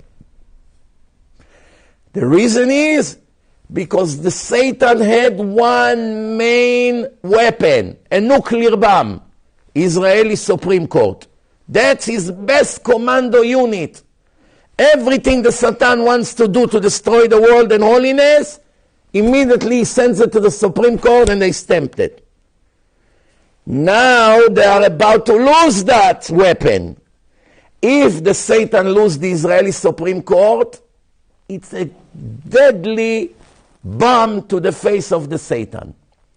That's why it's going wild and wake up every lefty to the point that hundreds of them in interview, former prime minister, generals, the mayor of Tel Aviv, Ehud Olmert, every one of these Reshaim are already threatening that we should go to a civil war with guns on the street. To me, they investigate me for promoting violence, for saying to Zimri, what, you became Reformi? You became Bennett? For this sentence, you're promoting violence. Olmert say, words are not enough. We have to go with weapon to the street. Nobody arrest him, nobody investigate him. The mayor of Tel Aviv say, it's time to stop with talking and move into actions. One of them say, if I could, I would take a gun and go shoot Netanyahu and kill him. None of them is being investigated as best as I know. I didn't see any headline that the police called them for an investigation for promoting violence. They call clearly to kill, and I'm calling them. The rabbi say something about Parashat HaShavua, you hinting, you compare Zimri to Bennett, meaning you hinting that Bennett should have the same end like Zimri. So are you serious? Oh, it's a joke. Come on, let's not waste our time. The guy is saying, listen, what you and me think, it's not relevant. The fact that someone thinks that it's promoting violence, it needs to be investigated. I say to him, but when every minute an Arab speaker in the mosque here in Yafo, in Haifa, in the cities of Israel, even in Tel Aviv, they scream, kill Jews, we won't rest until we slaughter all Jews, we will kick them from our place. I never saw one of them has been called for promoting violence. What about when they dance? When they're dancing, when the Jews are killed? Yeah. You're looking for justice? Come on. With lefties, you're looking for justice? You're really naive. People ask me, are you worried about Bennett suing you? I said, no, not at all. You know what I am worried about? That the judge obviously will be someone that hates the rabbi. That's the problem. Not the claim. The claim is nothing. It's not even... In the United States, the judge would laugh. Why are you wasting the time of the court with such nonsense? What is this? No judge in America will approve such a thing. Get out of here. Freedom of speech. You don't like it, your problem. Nobody has to tell you what you like. But when you deal with judges that 9 out of 10 or more hate so much Judaism and brainwash against Torah so much and against religious people, can they be objective? I say to my lawyer, there is any way for you to make sure that the judge is an Arab? He asked me why. I say, I trust him much more than I trust a lefty judge. He said, it's not up to us to choose the judge. Whatever the court nominate. So we have to pray, believe it or not, that the judge will be an Arab. Why? Because an Arab is not anti-religion. Look, what are we saying here? The truth hurts so much, really to cry. It's really to cry. Hard to believe. We have to trust an Arab that many of them, not all, but many of them will be very happy to see all of us dead, But I have to trust him more because he's less of a threat to the religion than people that consider themselves Jewish. Who would ever believe such thing? So I say to this member, to the minister, I told her, you have to understand that now it's the war again, from one side, the Satan in all his wicked students, because when a person is wicked, Hashem transfers him to the authority of the Satan. When a person is becoming Baal Tshuva, repent, the Hashem take him from the side of the Satan and move him to his side. What's the difference in which side you are? What mission you will be sent to do? Will you promote Torah lectures or will you promote homosexuality? Will you promote separate dancing and kosher party or will you promote abomination? Will you promote the laws of the Torah or will you promote the laws of Sodom? Will you help the yeshivot or you will do everything you can to destroy the yeshivot? Will you promote and praise Rabbi and hope that many people would listen to them, or you will do everything you can to destroy them? So obviously, on every person you bring to me, in 5 minutes, I will tell you he is in the authority of Hashem or is the authority of the Satan. That's why there are a lot of contradictions about them, but it's not relevant. I'll tell you why. Because it cannot be politically a lefty liberal, love gays and love Hamas terrorists. Demonstrate for both of them. What are you doing today? I am fighting the fight of the Hamas, the Palestinian liberation. The next day, what are you doing? I'm fighting for gay rights. Listen, you fool. Those who you were voting for yesterday wants to slaughter the ones you're voting for today. How does it work? According to them, all of this should die. And according to them, all of this should die. How you support the Jews and the Nazis at the same time? How can it be? The answer is, don't look for any logic in what comes out of my mouth. Everything comes out of my mouth is the words of the Satan. I'm under his authority. So the Satan wants homosexuality, that's his job, he promotes it. The Satan wants the Hamas to kill us and to do all kinds of horrible things. Absolutely, he's very happy from it. So that's why don't look for any logic. That's why when you argue with them, you're talking to the wall. Don't look for any logic here. Just this Lapid few months ago gave a speech when he was still a replacement prime minister, how he endorsed very much to make some changes in the court. And today I had to see how he say everything the opposite. They show films, before and after. What? You don't know if to laugh or to cry. It doesn't make any sense. Such contradiction in a person's life. You don't have even 1% of honesty or integrity in what comes out of their mouth. Like the famous faker. Here, I'm signing in a studio today. I will not go with the Muslim brother. I will not go with the left. Bibi, can you sign the same thing? I sign. I leave it here in a studio. You come and commit before the election. 2 weeks later, he went with the Muslim brother and the lefty. And why? Don't look for any logic. Those are wicked people that are servants of the Satan. That's why I made that lecture. Soldiers of Hashem and soldiers of the Satan.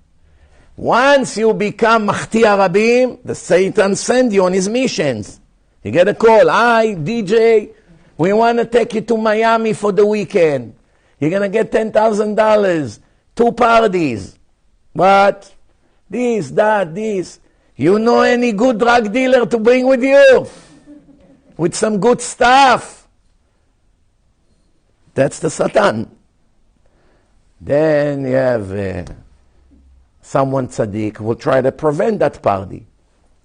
Will call, will try to do everything he can.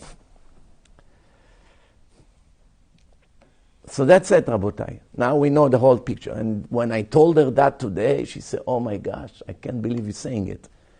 Those are the words that came out of my mouth today in a radio interview. That we are not fighting for politics here. We're fighting for the existence of Judaism in this country or for the destruction of Judaism. It came out of her mouth. She's not such a Torah scholar, but Mishamayim Hashem put words in her mouth. The war is only one. With Torah and Judaism or destroy Torah and Judaism. Just like the time of the Greeks. You read the story of the Greeks in Hanukkah. Whatever you see now, that's exactly what happened in the time of the Greeks. There's only one difference. With the Greeks, there were only few hundred kosher Jews left. And in Israel, Baruch Hashem, we have thousands or maybe tens of thousands. That's the only difference. But Baruch Hashem, we have more religious, more ideas, more Torah lovers than the time of the Greeks, that Yehuda Maccabi only gathered a few hundred people against the Greeks and all the fake Jews that became Greeks. Let's hope that the end will be similar to what happened back then, that Hashem will make us that miracle that we'll be able to kick the Greek out. With one exception, the Greeks were defeated, but they injected their venom into our system, and it continued to kill us every day, every minute. Sports, democracy, rights to terrorists, all these things is all the consequences of this venom called democracy. Look what a holy war democracy is to all the lefty liberal wicked. Democracy, United States threatened. If Israel will perform the reforma in the justice system, is no longer will be democracy. We are warning. Israel is becoming dictatorship. We're only trying to get rid of these lefty communists who took over our life. The laws of democracy is not going to change. Still going to be election. But this is what they say, propaganda. Democracy, Rabotai, I believe it started by the Greeks. The idea of voting and all these things. But I promise you one thing, and I have zero doubt about it. No doubt whatsoever.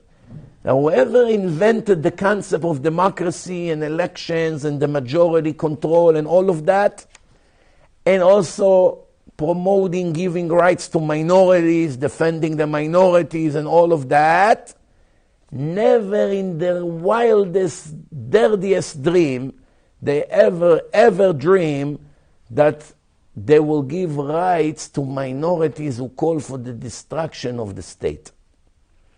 No one would have in mind such a thing. Why do you invent democracy? I want every citizen to have rights, obligations and rights. I want everyone to be equal. I don't want racism. I don't want taking advantage on the weak. I don't want handicaps to suffer. I don't want anti-Semitism. So idea is good, right? The idea. But at the same time, democracy comes with obligations. One of the obligations, you want rights, you have to declare that you're faithful to the state.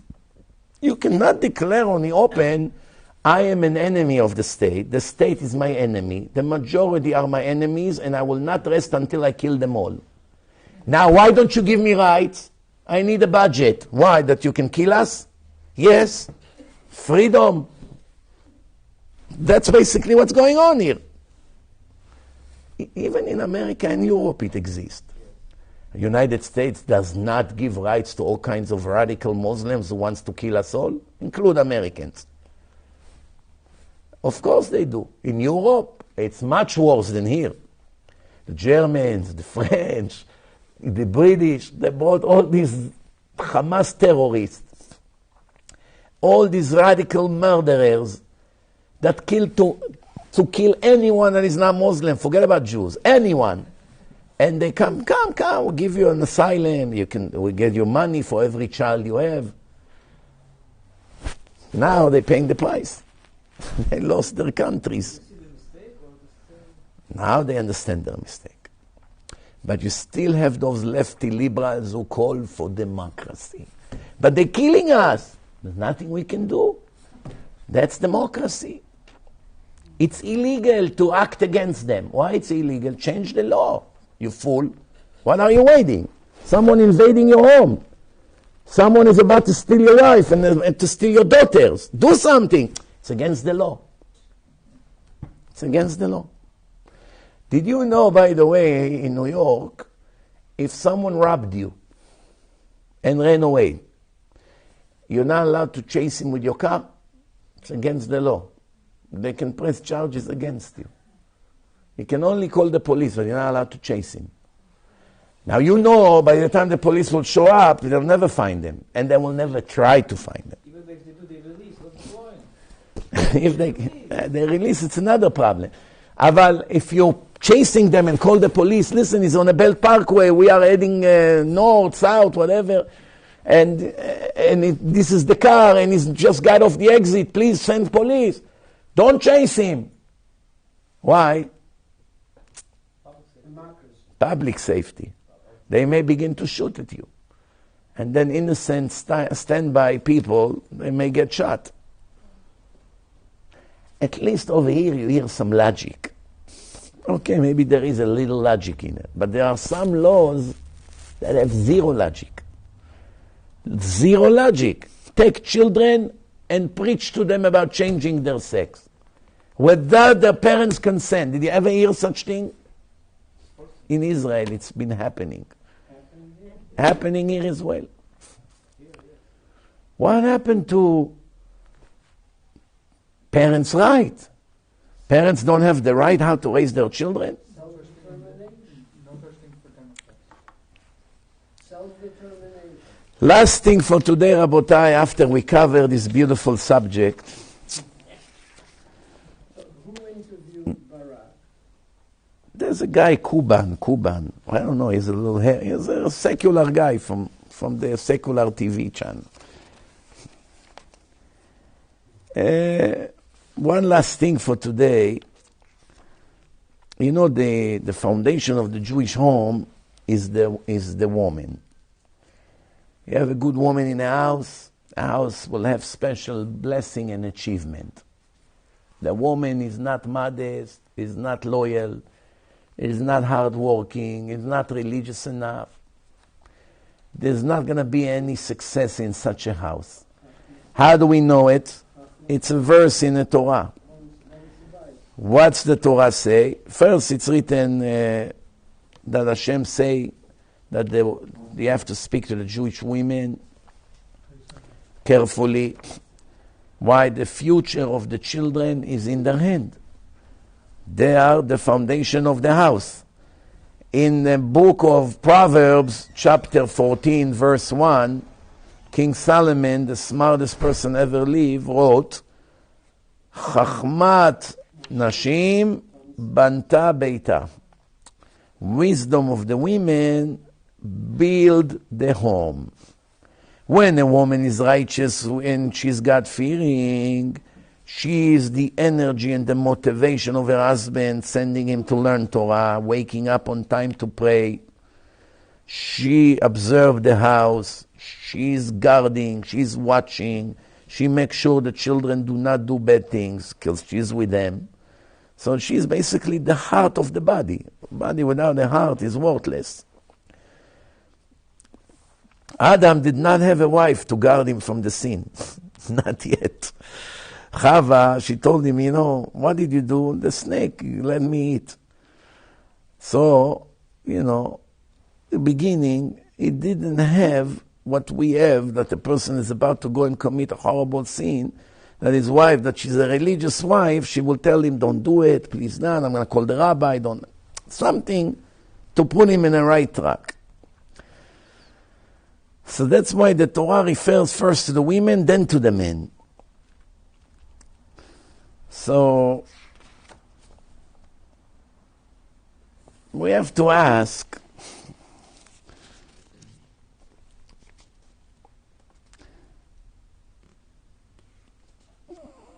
Miriam, when she made her song, Moshe Rabbeinu and the men made a song for Hashem, Miriam and the women made a song for Hashem.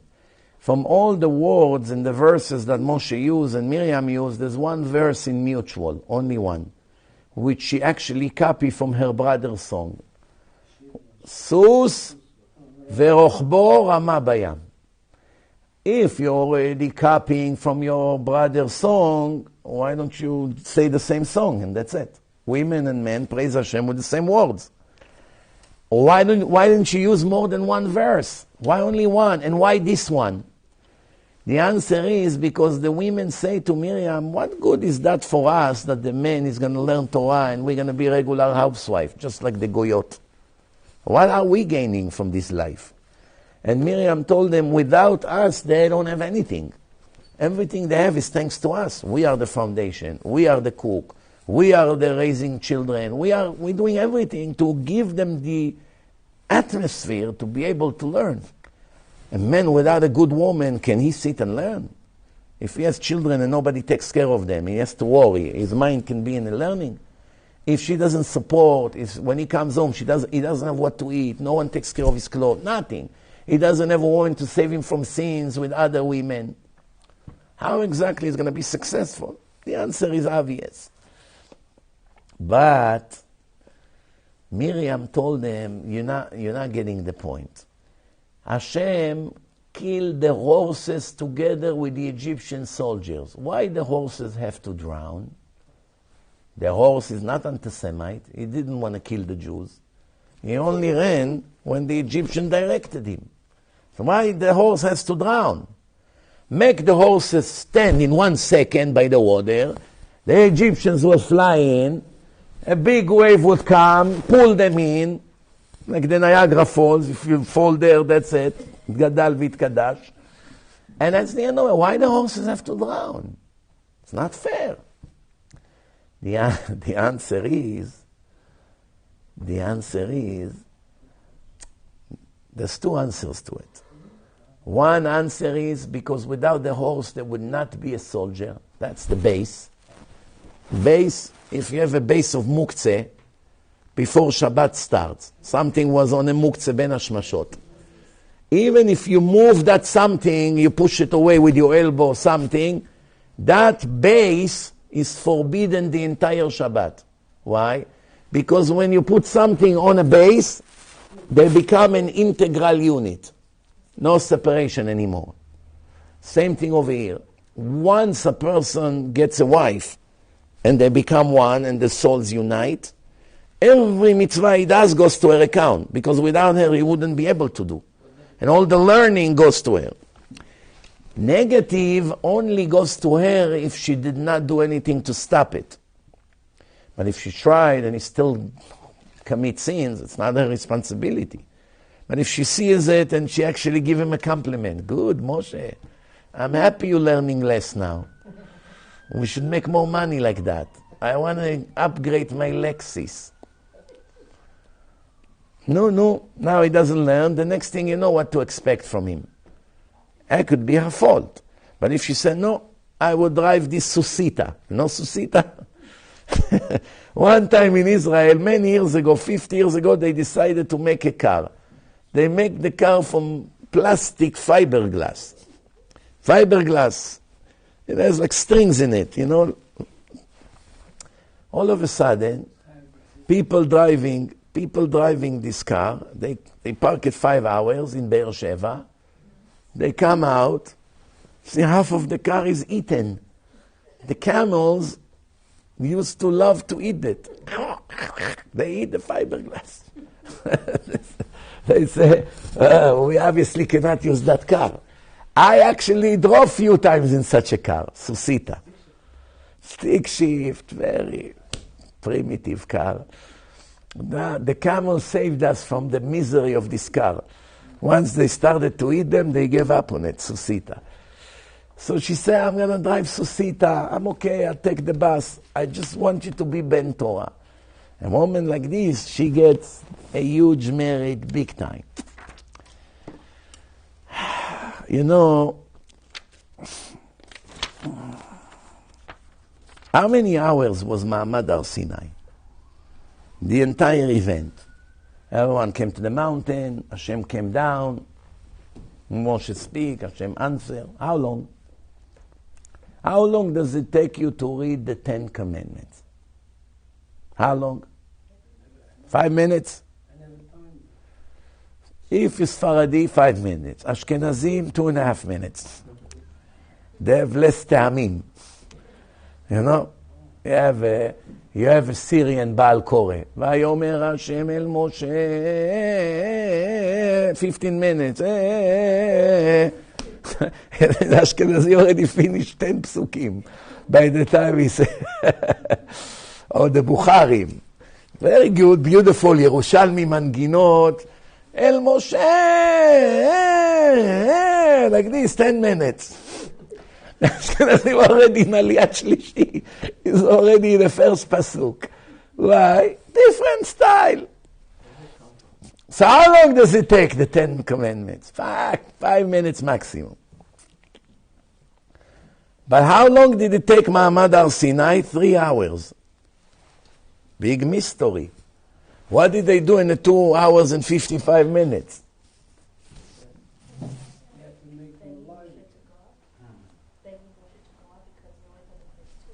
No. First 2, it should be 2 minutes, not 5 minutes. B'ma'amar echad, it should be 5 seconds, not 3 hours. I was generous giving 5 minutes. The question is, why did it take 3 hours? Rav Steinemann, speaking about the Gemara in Masechet Shabbat, page 88. When the revelation starts, and HaKadosh Baruch Hu came down on a mountain with noise and shofar, and the earth was shaking, and fire everywhere, and smoke, and fog. Nafal pachad gadol al Israel. Everyone got scared to death, literally. שנאמר, as it's written, ויחרד כל העם אשר במחנה. חרדה, you know what's חרדה? Panic attack. That's the right word. I can't breathe. Breathe, I can't. I'm choking, I'm dying, I'm getting a heart attack. That's called חרדה. Everybody died clinical death. The soul came out. Right away, thousands of angels were pushing back the souls into the body. Hashem mechaya otam, reviving the dead. When HaKadosh Baruch Hu came to say the second commandment, what happened? Same thing. The soul came out again. They couldn't take that noise. Do you know what noise it is? In case you don't understand, I suggest you go to the zoo in Israel. The safari is in Ramat Gan. Obviously, you cannot enter at night to the zoo because it's closed. But you can stand by the wall. If you want to know where, there is a place in Ramat Gan called Kfar HaMakabiya. I did it once. That's why I'm talking from experience. In Kfar HaMakabiya is right next to the wall of the safari. There's a grass there. I one time walked there. All of a sudden at night, I hear behind the wall, I'm here, 10 feet away is the lion. There's only one wall between me and him. Tall wall. The lion cannot jump out. But I did not know that I'm walking in the grass and right on the other side is the lion. You know what? Did you ever hear a lion roaring at night? Do you know what noise it is? Your heart froze. The blood froze. You can get a heart attack from fear. That's from the roaring of the lion. And you know what's interesting? It's written in the Torah, Arei Shag, mi lo yirach. When the lion is roaring, now was not one person in the world that can hold it and not be afraid. From the loudness of the voice. Now multiply it by 1 billion. Do you know one person will not die from fear? Do you know what it means, the voice of God? Multiply the roaring probably by 1 million or 1 billion. You get the point. Anochi Hashem Elokecha, oh, loud like this, and fire, and shofar in the background, and the floor is shaking. I can imagine what went there. Screaming, crying, what? Moshe, help!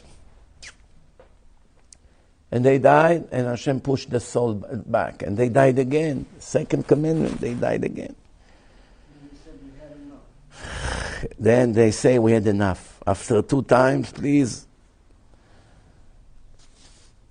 They flew back from the energy of the voice of Hashem, 12 mil. How much is in mileage? 12 mil in miles. It's like 10 miles, something like that.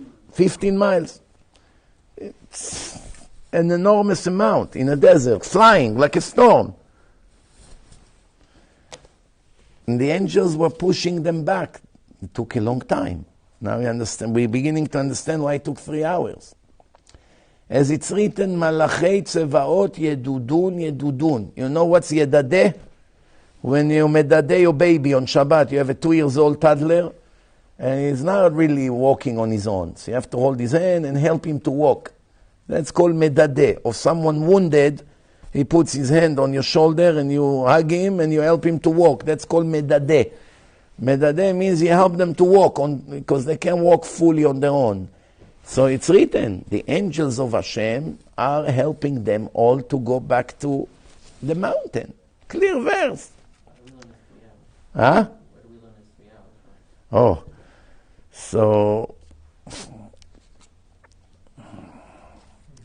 how do we know it's 3 hours? Soon you're going to understand. 1 second. Then we have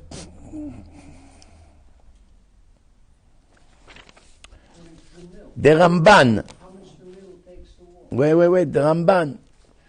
The Ramban in the beginning of Parashat Mishpatim, ואלה המשפטים אשר תשים לפניהם, which we're going to read on this coming Shabbat. The Ramban said,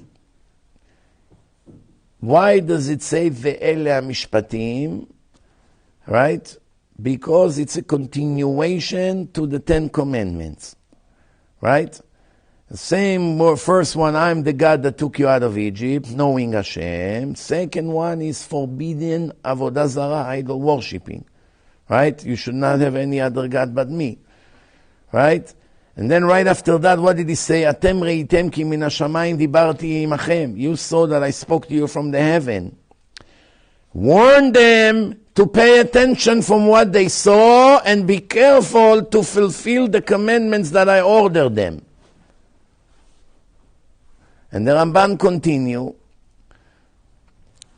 and the Ibn Ezra, Rabbi Avraham Ibn Ezra, a little bit different than Rashi, that it says, after the acceptance of the Torah, immediately in the same time, Hashem say to Moshe, Ko tomar libnei Israel atem reitem. What's this verse? It came right after Ma'amad Har Sinai. And started to teach them all the Parashat Mishpatim, all the laws, which took 3 hours to read the whole parasha and explain the Mishpatim. So, the Gemara in Masechet Baba Kama, Baba Metzia, Baba Batra have hundreds of pages all together explaining the Parashat Mishpatim and all the laws. Rav Moshe Feinstein Zatzal say Parashat Mishpatim was told immediately after the 10 Commandments. And he brings a proof for it. Ve'ele HaMishpatim, Rashi say, every time it say ele, that means to exclude what was said before, to cancel it. This is a new beginning. Ve'ele, and these are its addition to what we just said before. Doesn't come to cancel it. It's to add on top of it. What's the first one? We got it in Sinai. These Mishpatim also in Mount Sinai. But we have to ask one question. Every law of the Torah is in Mount Sinai. The whole Torah was given in Mount Sinai. What is the significance of this? Right? The answer is Ve'ele came to teach about Parashat Mishpatim, not only that it was given in Sinai, like all the other commandments, that he was in Ma'amad Har Sinai. Not just the Torah was given and go and learn it later. Meaning once we got the Torah and we heard Hashem, these words came right away back to back. That's the proof of Rav Moshe Feinstein Zatzal.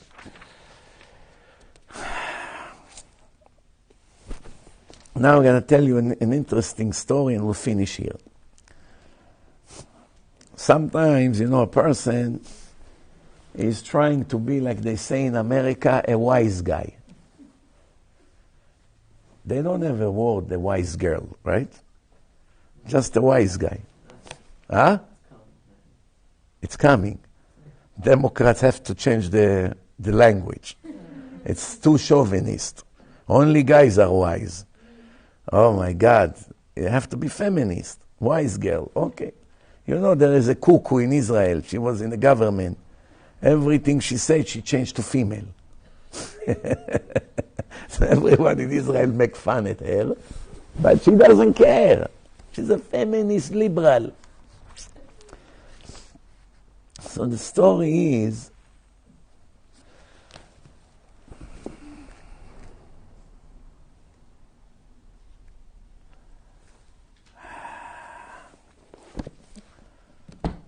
that one Reform American woman flying to Israel. When they bring their dogs, they put them in a section on the plane, not where the suitcases are.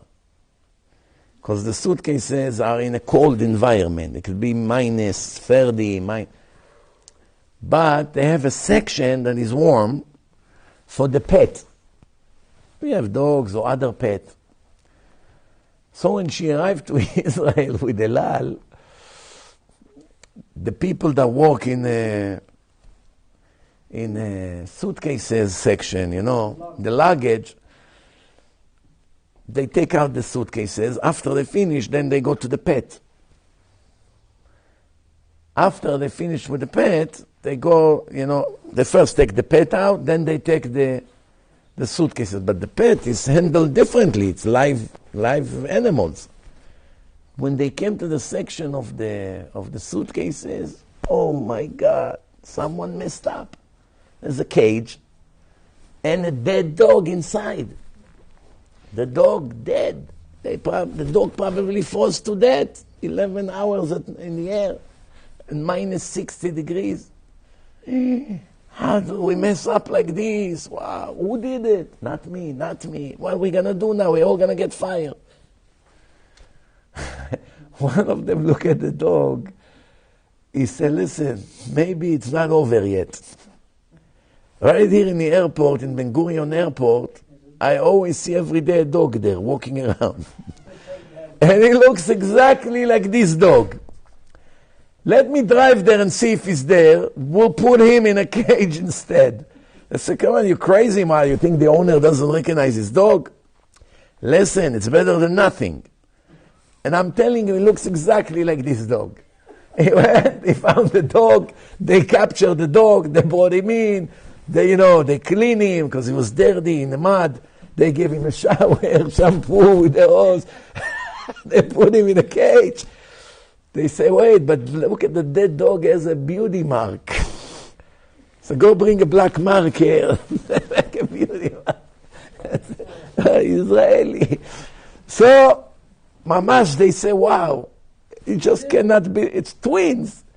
I think even the owner will not recognize it's not their dog. Nes Galui.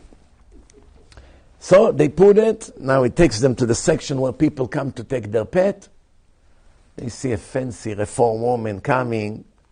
Hello, what's going on here? Are you Mrs. Such and Such? Yes. But that's not my dog. The dog, he's enjoying the attention. Finally, people look at him for the first time. That's not my dog. What do you mean it's not your dog? This is your name, no? That's the dog. Wow. What do you want from us? If it's not your dog, they probably changed the dog in America by mistake. We only took him off the plane. She said, I'm telling you, it's not my dog. How are you so sure? She said, My dog was dead. I brought him to bury him in the Holy Land. Why not? They do bar mitzvah to dogs and buy them tefillin. They want to make him they want to bury the dog in Har HaZeitim. $50,000 a grave. Now the Israeli fools looking at each other, oh, you moron, you idiot. Why couldn't you know it was a dead dog? Wait a minute, let us go find out your real dog. And now, for half an hour, they're giving him shampoo. All of that Hashem did for them to take care of that miserable dog who didn't take a shower for 5 years. When Hashem decided the misery of the dog in the airport has to ease, He'll find a way how to do it. But that's how people try to be wise. That's what King Solomon said, Al tiye tzaddik harbe. Don't try to be more righteous than Hashem. You know, I'll tell you another story and we finish right here. When I went to Shiur Gemara by my Rav, 20 years ago in Yerushalayim, I was still teaching in Yeshiva of Rav Elbaz, Orach Chaim. Back then, Rav Elbaz didn't have his nice big building that he has right now. He has many floors in Jerusalem, good location. So they were learning in caravans. Caravans. The heat, 90, 95 degrees. Caravan, observe heat. And there's no AC, of course. Yeah, no AC. And there is one very old fan. You know, those fans that make a lot of noise, left, but barely moves and shaking. So, right away immediately I take off my jacket, open my tie. I'm dying already, sweating, my little towel. Take the towel out of my pocket, clean my sweat every second. And went to sit as close as possible to this fan. The only problem, the fan is going left and right. So every 10 seconds, I have 1 second of a little breeze, and I'm dying. So the rabbi saw that everyone is cooking from the heat. Very hard to focus on deep Gemara. So he said, I know it's hard. I know it's very hot. I know it's very hard to learn. But think about the reward. 1 hour with sorrow and suffering equal like 100 that without sorrow and suffering. The guy sitting next to me, he's lucky I didn't choke him. He says, so Rabbi, so why don't we shut the fan? That's all I needed to hear now. I pinched him like this, shtok metumtam. Shtok metumtam. Let's shut the fan. If there's any hope, is this fan. So the rabbi told him that mishpat. Al tiye tzaddik harbe. Don't try to give us a show-off impression. Meaning, it's enough with suffering as Hashem designed for us a beautiful test this afternoon. Don't add more fire to the furnace. There are people like this. You know how I call them? Chovevei chumrot. Chumros in Yiddish. You know what's יש חובבי ציון, יש חובבי ממון, ויש חובבי חומרות. Do you know what's חובב? What's חביב? People that like. There are people who love food. There are people that love money. There are men that love women. There are people who love sport. There are people that love Israel, Tzionim, Eretz Israel. That's all they talk about. And there are people that love chumros. Halacha, it's never enough for them. Where can we be extra strict? Why? There are 2 possibilities. 1 possibility, 3 possibilities. Who can tell me the 3 possibilities? Show off is 1. Ego, show off is the same thing. No, 1 of the 3 possibilities. He likes to torture himself. He's masochistic. More reward. That's the one I'm thinking about. If you just came up with the fourth option, I thought I cover all options. Could be that they like to torture themselves. So that's a second. So we have 4 options. So one is ego and pride. Second, they just sadistic, masochistic. Well, they didn't know halacha. 2, wait, and 2 more options. What are the 2 options? They didn't know halacha. No. They want to impress. They know it's chumrah. They're looking for chumrah. Yeah? Shamayim points. Or like more reward. You're almost right. So they are really extra righteous. That's also possible. And 4th, they are OCD. There are a lot of OCD people. They have to go 10 times to the mikveh. Maybe it was chatzitza in the first time. Dry himself? No, I don't like it. I have to do it again. Again, I've seen some of them. Shema Israel, Shema, Shema, Shema. Enough. No, I have to pronounce it correctly. That's OCD. OCD is a mental issue. Let's leave him on the side until they get the treatment they need. Pride and ego, it takes years to get rid of it. Once they get rid of it, they will follow halacha. Masochistic, it's also mental problem. Let them get treated. And the 4th option, they are really tzaddikim. They want to get extra credit. You know how the teacher in the class have 100, and sometimes my son says, Abba, I got 110 on my test. First time I heard about this is in America. In Israel, 100 is the maximum. There's no more than 100. So I asked my son, what does it mean 110? He said, extra credit. This is the test. I'm giving you extra 3 questions, 2 questions, extra. If you also answer them, you get extra 10 points. What does it help me? 100 is A, no? A or A plus. How the 10 will benefit me? On the next test, when you get 90, that 10 will cover for that. So it's good insurance. Credit. You get a credit. Like a coupon. Extra. So those people, they want extra credit. But how many like this you know? That they're so devoted and they're looking to do it in the highest level. There are people like this. There are, I'm not saying no. Baruch Hashem, there are. Lo alman Israel.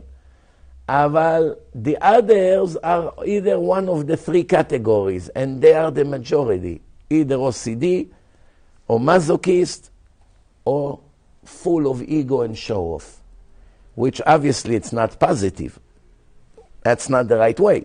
Either one of the 3. If you reach such a high level, like Rabbi Yaakov Ades, or Rav Kook, or Rav Mordechai Steiner in Monsey, people like this that reach very, very high level of holiness and devotion, anything they do chumrah, it's blessed. Why? It comes from a pure place. They are in a level. But if you come to Rav Ben Zion Abba Shaul, which was a legend in his level of Avodat Hashem, and you will ask him halacha, will he tell you what he does? No. He'll tell you what's the halacha. Rav Ovadia, the same thing. Rav Ovadia said, this is the halacha, v'chol ha'machmir, tavo alav bracha. That's the words of Chazal. This is the requirement. You want to do more, you should get extra blessing or extra credit. Just like when they do fundraising. Hi, we're calling from this yeshiva. We sell raffles. Yes, how much? $100 each. That's the price of the raffle. But if you would like to give more, we won't resist. No problem. Okay, I'll give you 200 for each raffle. Obviously, you deserve more credit than someone who paid exactly what's necessary, right? It's willing to give double because the cause is to help the yeshiva, not to win a menorah or a flight to Israel. His real goal was to help the yeshiva. By the way, people that buy raffles, that it counts for them a mitzvah, or it's just like winning, trying to win the lottery? Let's investigate a little bit.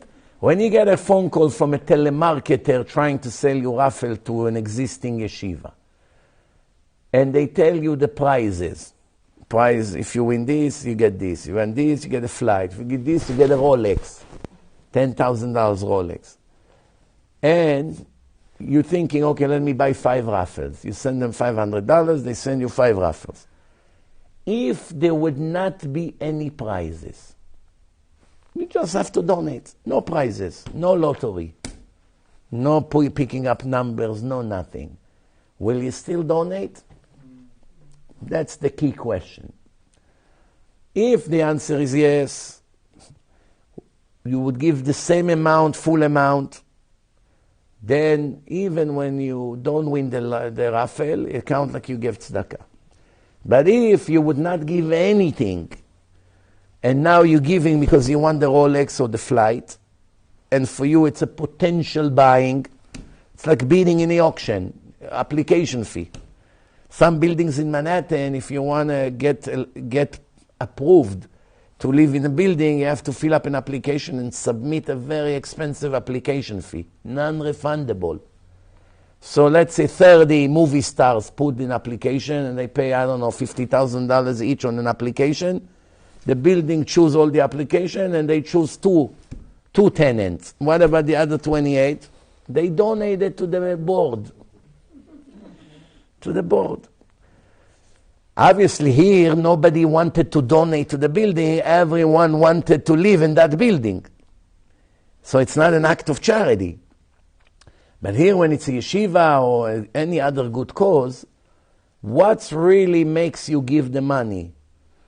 The hope to win a prize, and without it you wouldn't give?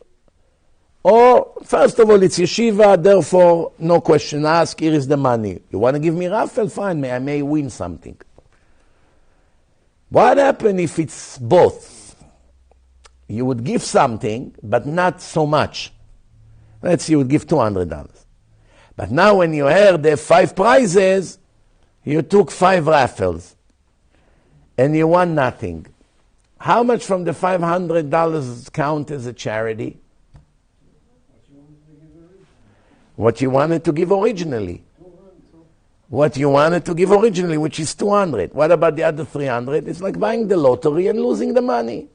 In gambling, in poker, you can lose the money. You put the money hoping to win and you lost.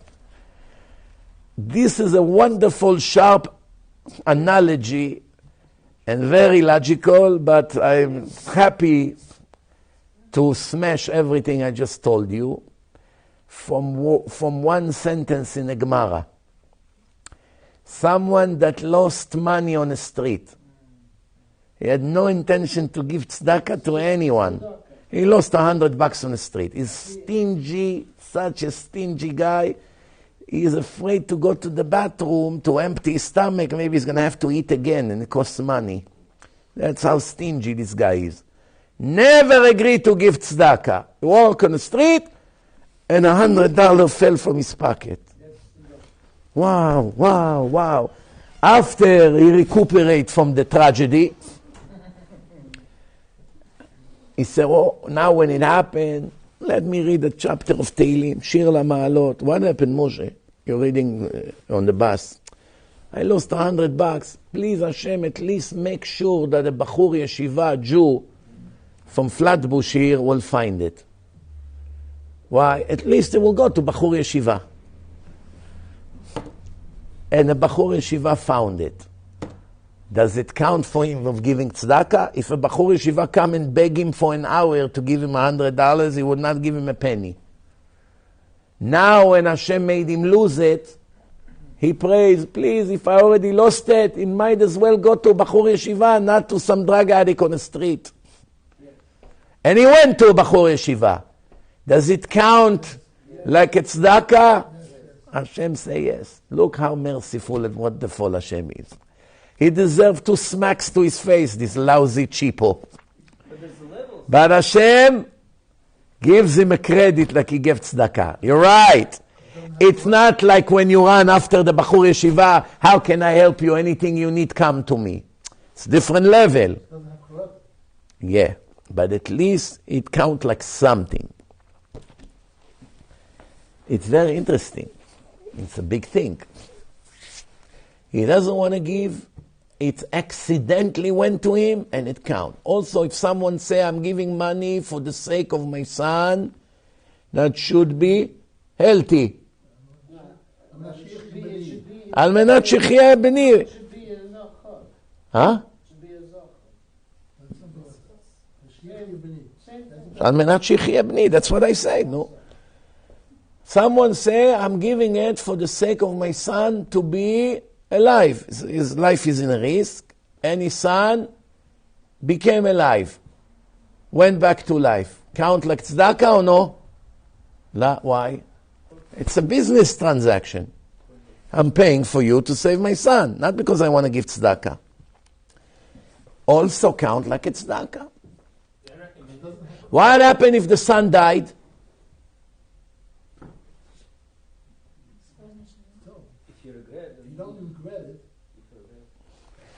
We didn't get to the regret part yet. Let's say he gave for his son to live, and we here, Baruch Hashem, in this lecture, here, right here, and in Monday night in Queens, certainly can tell you that we saved the life of many people over the years. Not only life, also people that were sick, and people that went to surgeries, and people that had court issues. Sometimes people say, I want to sponsor a lecture for the health of this person, or for the shidduch of this person, or someone who's fighting for, someone is in coma for 40 days. And these lectures made miracles, because so many people watch it and get inspired, and makes Hashem so happy. So it's worth it for HaKadosh Baruch Hu, for the merit of the Torah, and for so many people get inspired. This merit goes to the person that the lecture is sponsored for. So it's worth it for Kadosh Baruch Hu to make a miracle for that person, even though it wasn't the plan, just for 10,000 Jews to get inspired with 3 hours lecture of Torah. And even if no one was getting inspired, let's say it would be not such a powerful shiur with ashkafa and all of that, but the fact that they learn Torah already, there can be millions of mitzvot. Just the actual learning. Let's say 10,000 people watch, and it's 3 hours. It's right there, 30,000 hours of Torah. Multiply by 1,000 mitzvot each minute. It's billions. And then it continued to accumulate the next day, and the next day, and the next day, for years.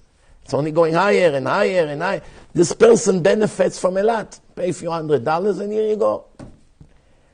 That's a great thing. We have some emails that people wrote. There was no chance, zero chance to. So what do we have to lose? We sponsor and a miracle happened. This is a very common thing always. By the way, it's not only for people that need salvation, it's also for people that died already. They need the biggest salvation if chas v'shalom they're not in good place in the next world. Do you know what a lecture like this can do for a soul of your father or your mother in the next world? Even goyim. Think about it. Even a goy, Christian idol worshipper, died, and he has a son, righteous Gentile. What can he do for his deceased Gentile idol worshipper father? What can he do? Kaddish, he cannot do. Learn Mishnayot for him, he cannot do. What can he do? He has to do something that makes Hashem happy. If he come and say, I'm doing this for the sake of my father, that Hashem will have mercy on him in the next world, that goy that could be in hell right now, or who knows where, that definitely is going to help him. Because Hashem does not deprive anyone from the full reward that is due and owed to him. No one. And we learn it from Nebuchadnezzar. Needless to say by Jews, the children of Hashem, but even goyim, even wicked goyim, not righteous goyim, wicked, it helps them. Nebuchadnezzar respected Hashem 1 minute in his life. He got up from his chair and made 3 steps. He had the letter that he wrote to King Chizkiyahu. He put the name of Hashem in the end of the line instead of the beginning.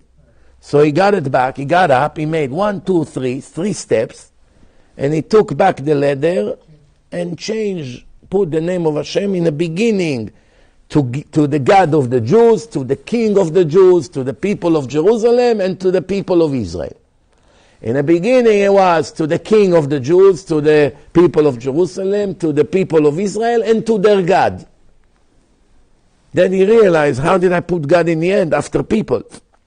So he got up, someone else wrote it, but he got up, he made 3 steps and changed it, and Hashem gave him a huge reward. What was his reward for that? The whole world, he controlled the whole world for 70 years. Every person in the world was paying him taxes. He was a king for 45 years, and his son was a king for 23 years, and his grandson was a king for 2 years. That's the Babylonian Empire. When you drive to Long Island, you see Babylon, Babylon. Everywhere you see Babylon, Babylon, Babylon. A lot of people don't know what Babylon is. Babylon is not a rock star or a rock band. It's Babylon, the Babylonians, the Bavlim. Imperia Bavlit. Bavel means Iraq. Today, it's Iraq. Back then it was a different nation. Nebuchadnezzar was the king. They occupied and controlled the world for 7 years and destroyed the first temple also.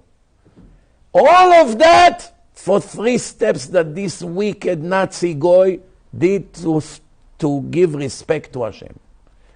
Now imagine a righteous Gentile who sponsor a lecture, let's say, or give out CDs, or does things to make Hashem happy. Every little transaction over here is 1,000,000 times more important than 3 steps.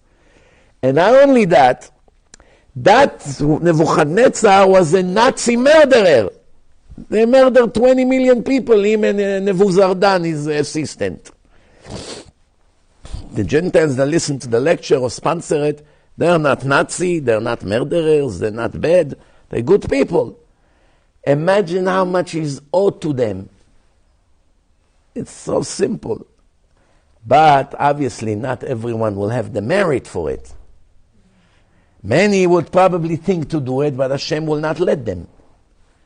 Hashem only allows someone he loves to do something like this that saves souls.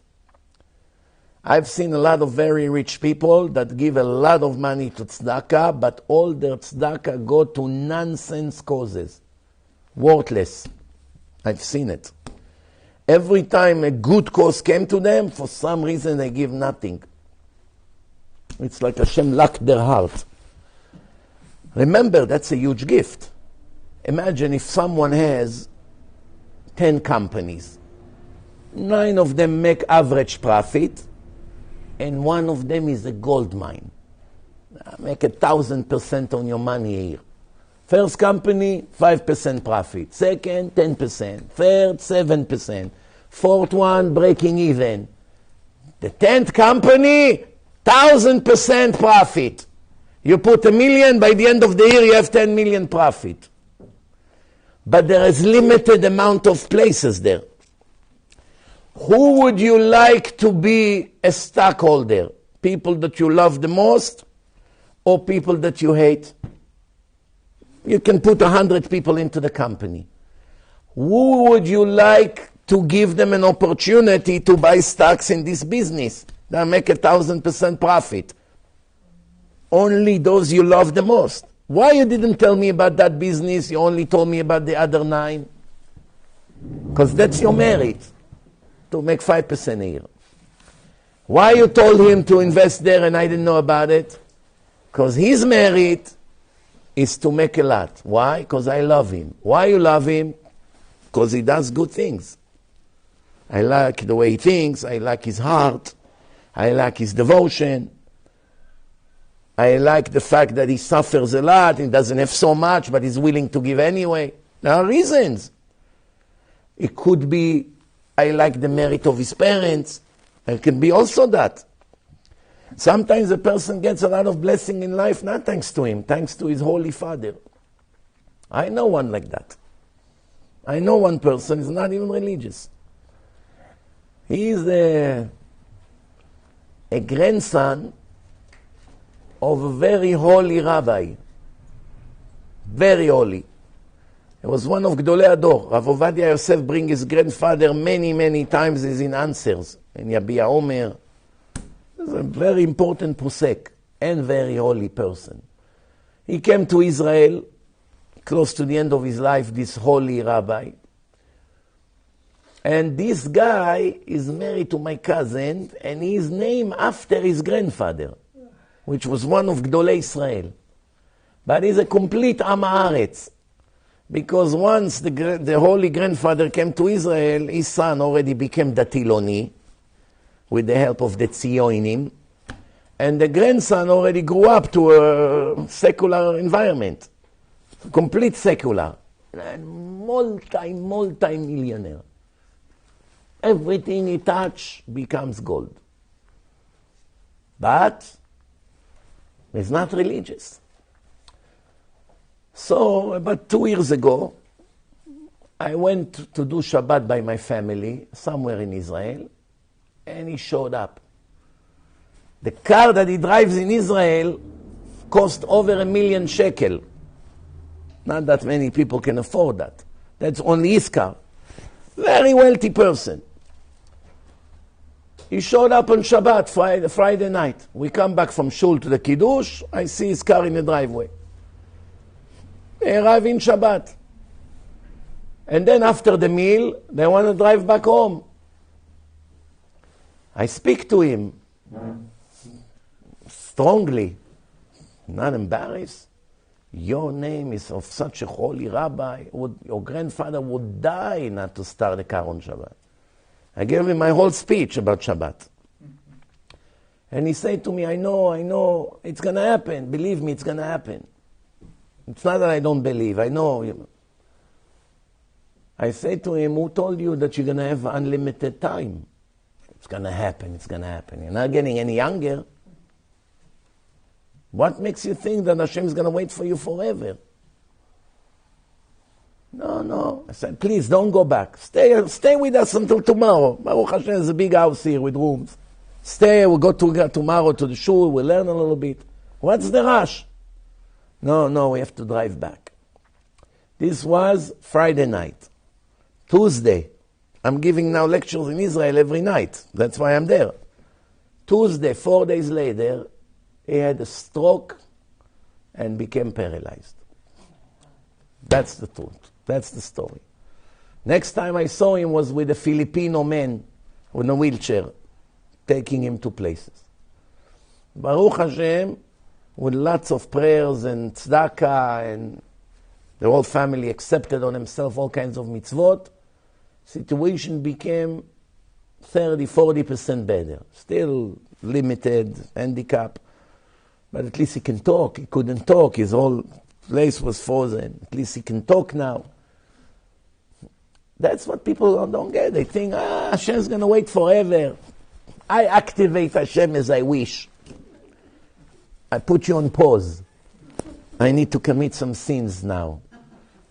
Pause. Close your eyes. Close the blind.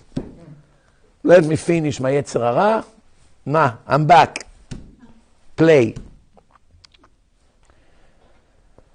That's the stupidity of us, of most people in the world. They give speeches, they have confidence, they're not worried. Until Hashem strike. That minute it happens, what are you going to tell them? I told you so? Is it going to help now? They already know you told them so. He couldn't look at me in my face when I saw him on that wheelchair with this Filipino.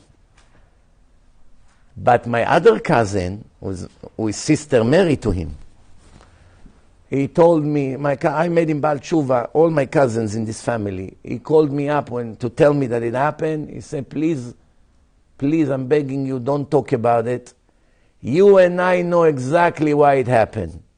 But please don't talk about it. It's a sensitive matter. Now it's 2-3 years later, I can tell you, without mentioning names. But I've seen things like this happen many, many times. Still alive. Still limited. Good thing is that some of his family members became Shomrei Shabbat.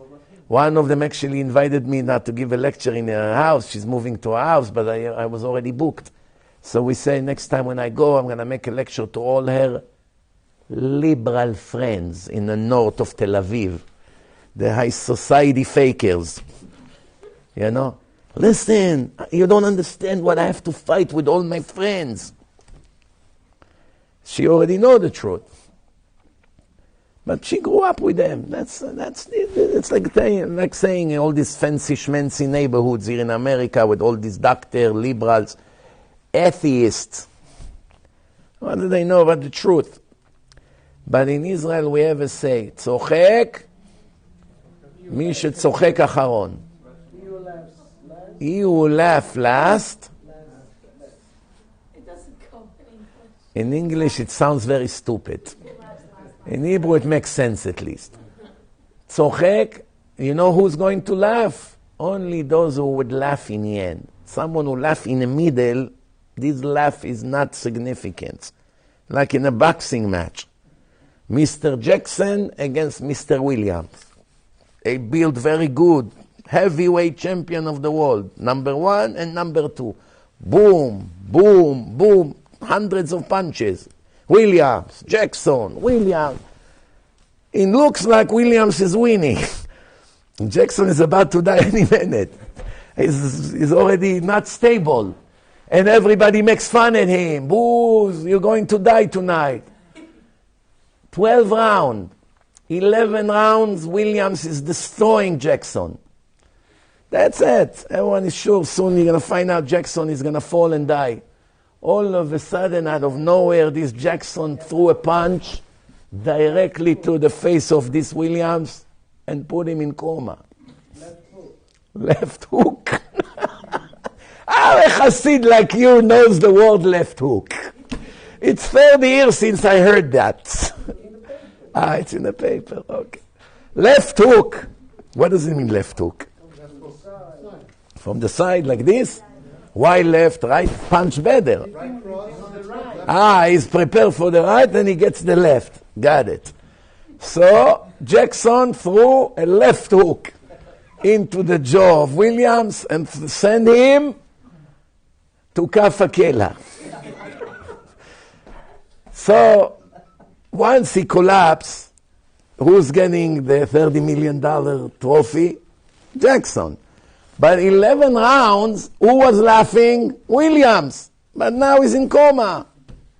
And Jackson is driving his Bentley with lots of gold and watches and shoes, $200,000 shoes. Courtesy of the Bukharian jewelers. Who's laughing now?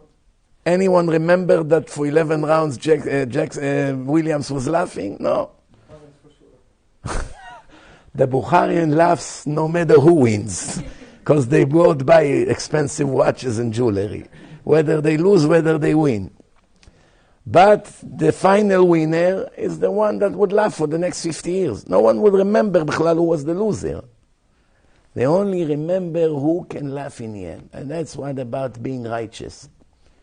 Let the wicked laugh, make fun, put the religion down, make fun at your habits, call you fanatic, vile, extremist, primitive, dark. You have words. These lefties, they are genius by finding all kinds of nicknames to the religious people. In the end, who will be able to laugh and who's going to scream for thousands of years from the furnace? That's going to be the final word. Who's going to be in heaven enjoying the greatness of Hashem forever, and who's going to be screaming forever? Moshe and Korach, it was a very tight match. Very tight match. And a lot of people in the Israeli nation took the side of Korach. Such a charismatic speaker, billionaire, powerful. Also from the tribe of Levi. He makes a lot of logical points. Richest man, I said. A lot of people were falling into his trap. And what happened in the end? Until today, screaming hell, Moshe emet v'torato emet. Until today, 3,300 years. Where is Moshe and where is Korach? They were mamash close. Two big leaders, two powerful people from the same family, cousins. One is in heaven forever, in the highest level, and one is in the worst hell forever, for 1 or 2 days of wicked acts. Korach laughed at Moshe. Look what he did. He took the sheep from the poor widow, and he took over the field, and a talit that is blue, does it need stripes that are blue? A house that's full of books, does it need mezuzah? What a speech! People clapping. I can imagine that Korach went like this to the audience.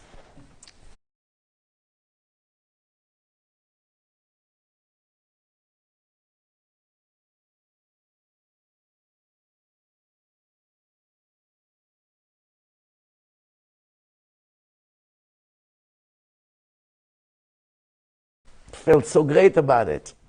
Look how many supporters I have. Until the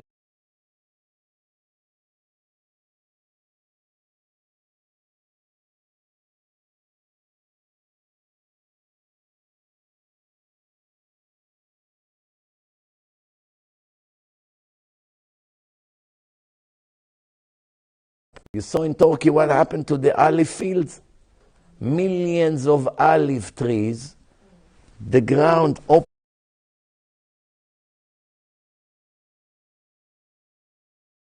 in so many places, open, like you break a plastic box, and they have such holes in the ground. It's unbelievable how the olive tree sunk, and they're still standing on pieces of land. The entire field is destroyed. You cannot drive a car there, you cannot walk there. It's very, very deep. You have to go around. You can't walk in your field. It's like stripes. But very deep. They saw from a drone, they film it. Hundreds of miles. Each olive tree cost $4,000 in Israel, big one.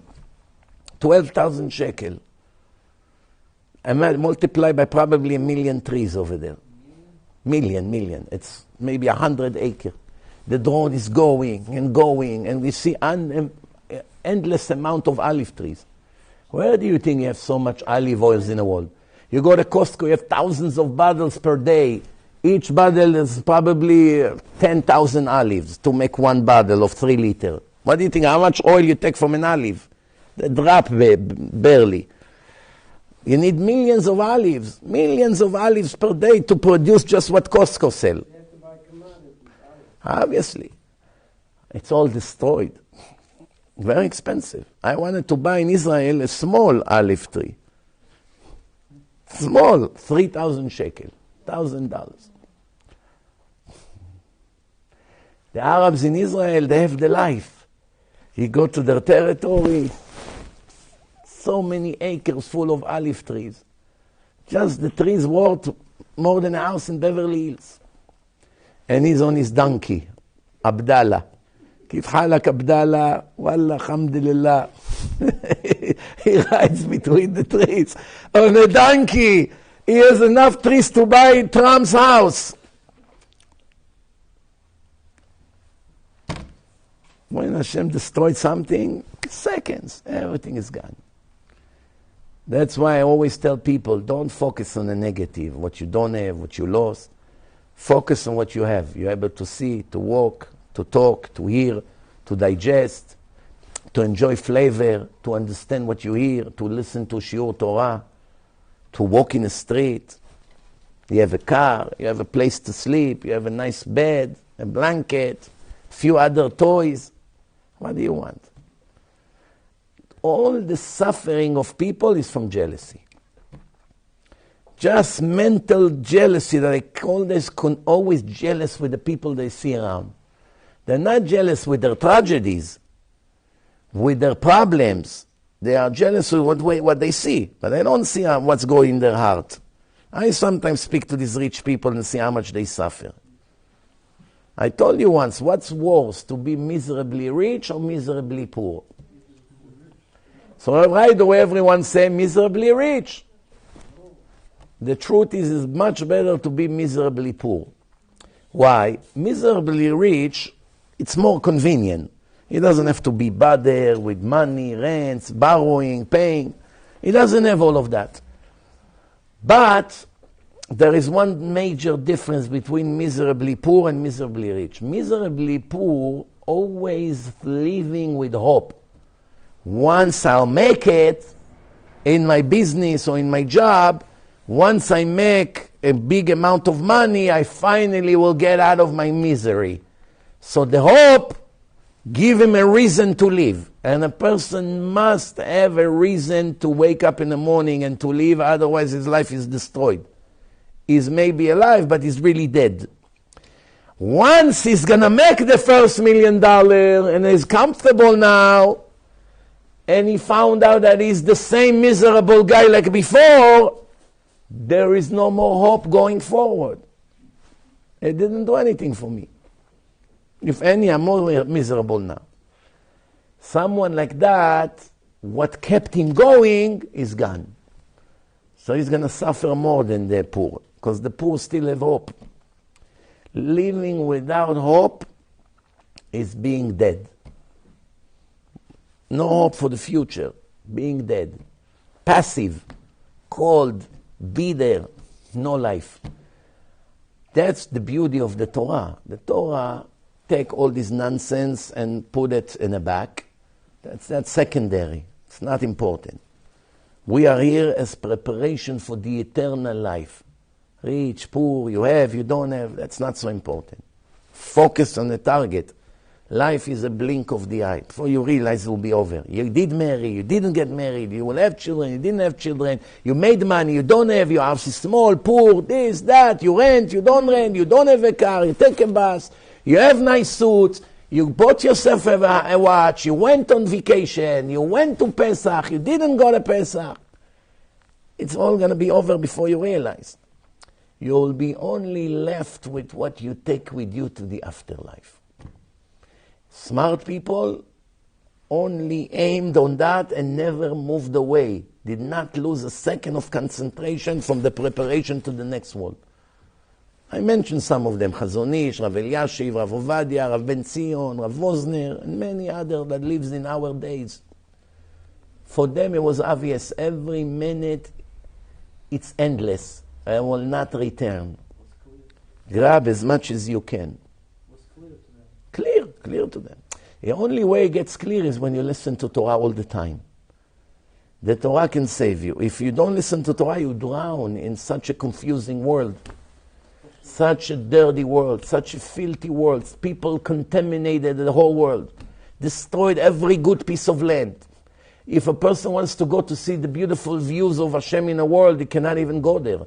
It's all wicked people, naked people, dirty people, cursing, horrible lifestyle. Can't even go there.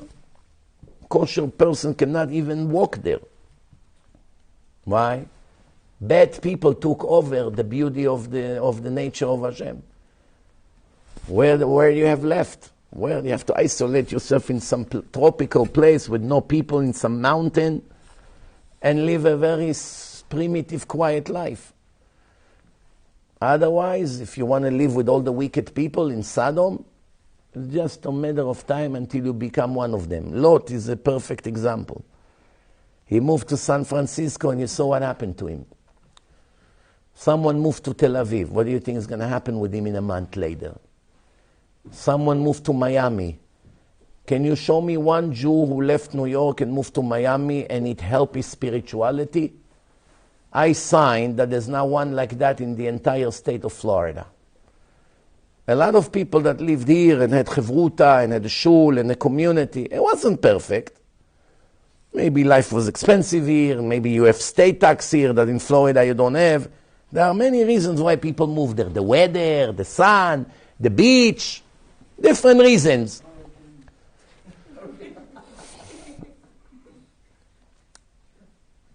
And what happened? 1 year in Florida, if they stay religious, is a miracle. Someone asked me why in New York you don't have wicked people? Plenty. So what's the difference? First of all, half of the year people get dressed here. They have no choice.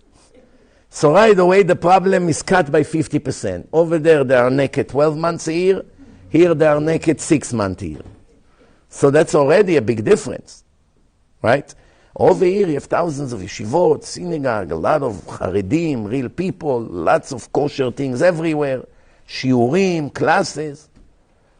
And the atmosphere, it's not, you don't feel like you walk in the street and people with bathing suit walks in the streets, in the middle of the streets or inside the pharmacy. You want to go buy medicine in a pharmacy, naked women walks in the middle of the pharmacy, in the middle of Florida. Why? Because they're on the way to the beach. New York is bad, but it's not as bad.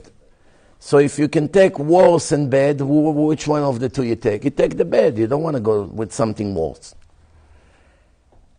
You may not agree with me. I'm sure the people who move to Florida, some of them will not like what I just say. But I want to see a person that will be honest and tell me I am more religious today when I moved to Florida than when I was in Israel or in New York. If I was in Bnei Brak and I moved to Manhattan, some people sometimes they get a job. So they sent, I don't know, Japan, this, people work for the Israeli government. They're religious. They live in a religious yeshuv. And then they sent on a job 2-3 years. And you see after what happened after 3 years. That they left the religious environment. Because most people are weak. They don't have willpower. They don't have discipline. They are following what they see. Everyone does it, Rabbi. So who say you have to do it? I always tell my kids, but everyone does it. So what? Who told you have to be stupid like everyone? If tomorrow everyone will begin to murder, you will join them? If everyone will be a drug addict, you have to join them? What does it mean everyone does it? Majority of the people are proud. You have to be proud. Majority are stingy. You have to be stingy. Majority are ungrateful to God. You have to be like them. Majority have no modesty, no values. You have to be like them. Most of the world are idol worshippers. You have to bow down to pieces of metal because they are stupid. You have to be like them. 500 million Indians bow down to the cow. You have to be like them. What is this answer? But everyone does it. But everyone does it. That's a stupid answer. The Torah said the majority of the people in the world are wicked. Chazal say, heaven was made with a letter Yud. Hashem creates everything with combinations of letters. The holy letters. So the heaven was built with the smallest letter Yud. The Gemara asks why. Because only very few people make it to heaven. Chazal already told you that. The majority of the people go express to Kafakela or to hell, or they've been reincarnated in horrible reincarnations. Yeah. But some goes to heaven. You be Rav Eliashiv, you go to heaven. You don't have to worry. Or Chazon Ish, or many of these holy tzaddikim. People that have zchuyot. By the way, you should know that sometimes you have someone as he is big tzaddik and has a lot of zchuyot, and he also have to pass through hell for a short period of time. Because there are few problems that he had in his life. It wasn't perfect. Even big tzaddikim sometimes are not perfect. It's in a Zohar, it's a story of a person that Hashem put him 30 days in the gate of heaven with no permission to enter to his place. That he can see what's happening with the tzaddikim inside heaven, but he cannot get there. When the month finished, he put him half an hour in hell. Half an hour in hell, which is a horrible experience. But half an hour. And then he got his place in heaven. The Zohar said why it happened to him. Because one time he was a big tzaddik, but one time in yeshiva, when his friends gave a speech about the learning, he forgot the source of the verse. He started to say the verse and he forgot the rest. And he's trying to remember, and someone from the yeshiva was about to help him, and he said, shh, let's see if he knows. And that person was embarrassed for 5 seconds in front of the whole yeshiva. In the end, he remembered the verse. That 5-second embarrassment, he was 1 month looking at his place, looking at the unbelievable pleasure of the tzaddikim in heaven, but he cannot join them, which is already a big punishment. Dying to go in, and you can't, no, not yet. Then he had to cleanse his soul for half an hour for this 5-second embarrassment. Half an hour. Now you do the math, how much is waiting for us. This is a perfect tzaddik. You know what it means? That's the only thing Hashem held him liable for in his entire life. That's it. That's the only incident he did wrong in his life. Everything else he probably did wrong. He repented for. Yom Kippur, Tshuva, Tzedakah, Torah, suffering, you know. You erase the sins. This was unsolved problem yet. It's still pending. Half an hour plus a month on the gate of heaven with no permission to enter. It's written in Reshit Chochmah. You can read it in Masechet Gehenom. Over there they bring this story. Give us some perspective to what's going on over there in the judgment world. In case you're still not convinced, Mamma mia. In case you're still not in case you're still not convinced, go to the introduction of the Ramban to the book of Job. Read it over there. That will convince you. Yes. Is that a tzivur, directive that a person should make a condition? Bechanunina means you have permission to test me only in one promise that I made. That if you give 10% of your net income, I will make you rich. This one, I allow you to test me. Everything else, you're not allowed. No, it's not recommended. It's permission to do. A righteous person doesn't need to test Hashem. He trusts Him, and I know whatever you give me, it's for my own good. I don't sit and calculate. Where is my wealth that you promise?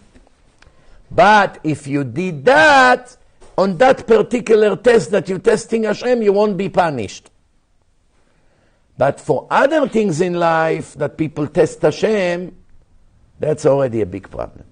Because the Torah says, Lo tenasu et Hashem. You don't have permission to test me. I'm not your friend. I don't work for you. Employee test his employer test his employee. The employee does not test his employer. Give you an idea. Unless the boss come and say, on this promise that I made to you, I allow you to test me. If I keep my promise or not. Oh, it's a different story. You told me I'm allowed. Anything else, I never dare to question you. I didn't check after you. I did not investigate. You said something, I took it. But this you told me, I allow you to investigate. So I went and checked. You understand the concept here? Why Hashem allowed us in this particular thing? Because He wants very much for us to give a lot of charity. Why? It helps the world, it helps the nation, and it helps ourselves. The most productive help is tzedakah, especially for ignorant people like most of the world today is. To the right cause. Only to the right cause. Tzedakah to the wrong causes will get you punishment, not reward. You give tzedakah to reform people, you'll be punished for every dollar. Because they only do bad things with that. What do? They mechalel Shabbat inside the synagogue with a piano and a microphone. And the rabbi is a lady with mini skirt and curly hair and high heels.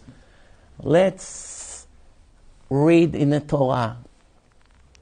Did you see the Reform Shul in Manhattan? The rabbi is a Korean Goya. She has a little yarmulke on her curls. And they do Kabbalat Shabbat with cello and guitar and drums and violin. You feel like you're in a Lincoln Center over there. Kabbalat Shabbat. Everyone goyim there. All these reformim, almost all of them are not Jews. Lechad or the opera, you feel like you're in a... Good thing they did not tell Pavarotti to come be the Chazan over there. They'll make Italian minyan. You don't know if to laugh or to cry when you see such clowns. What can we do? טוב, let's pray ערבית. ברוך אדוני לעולם, אמן ואמן.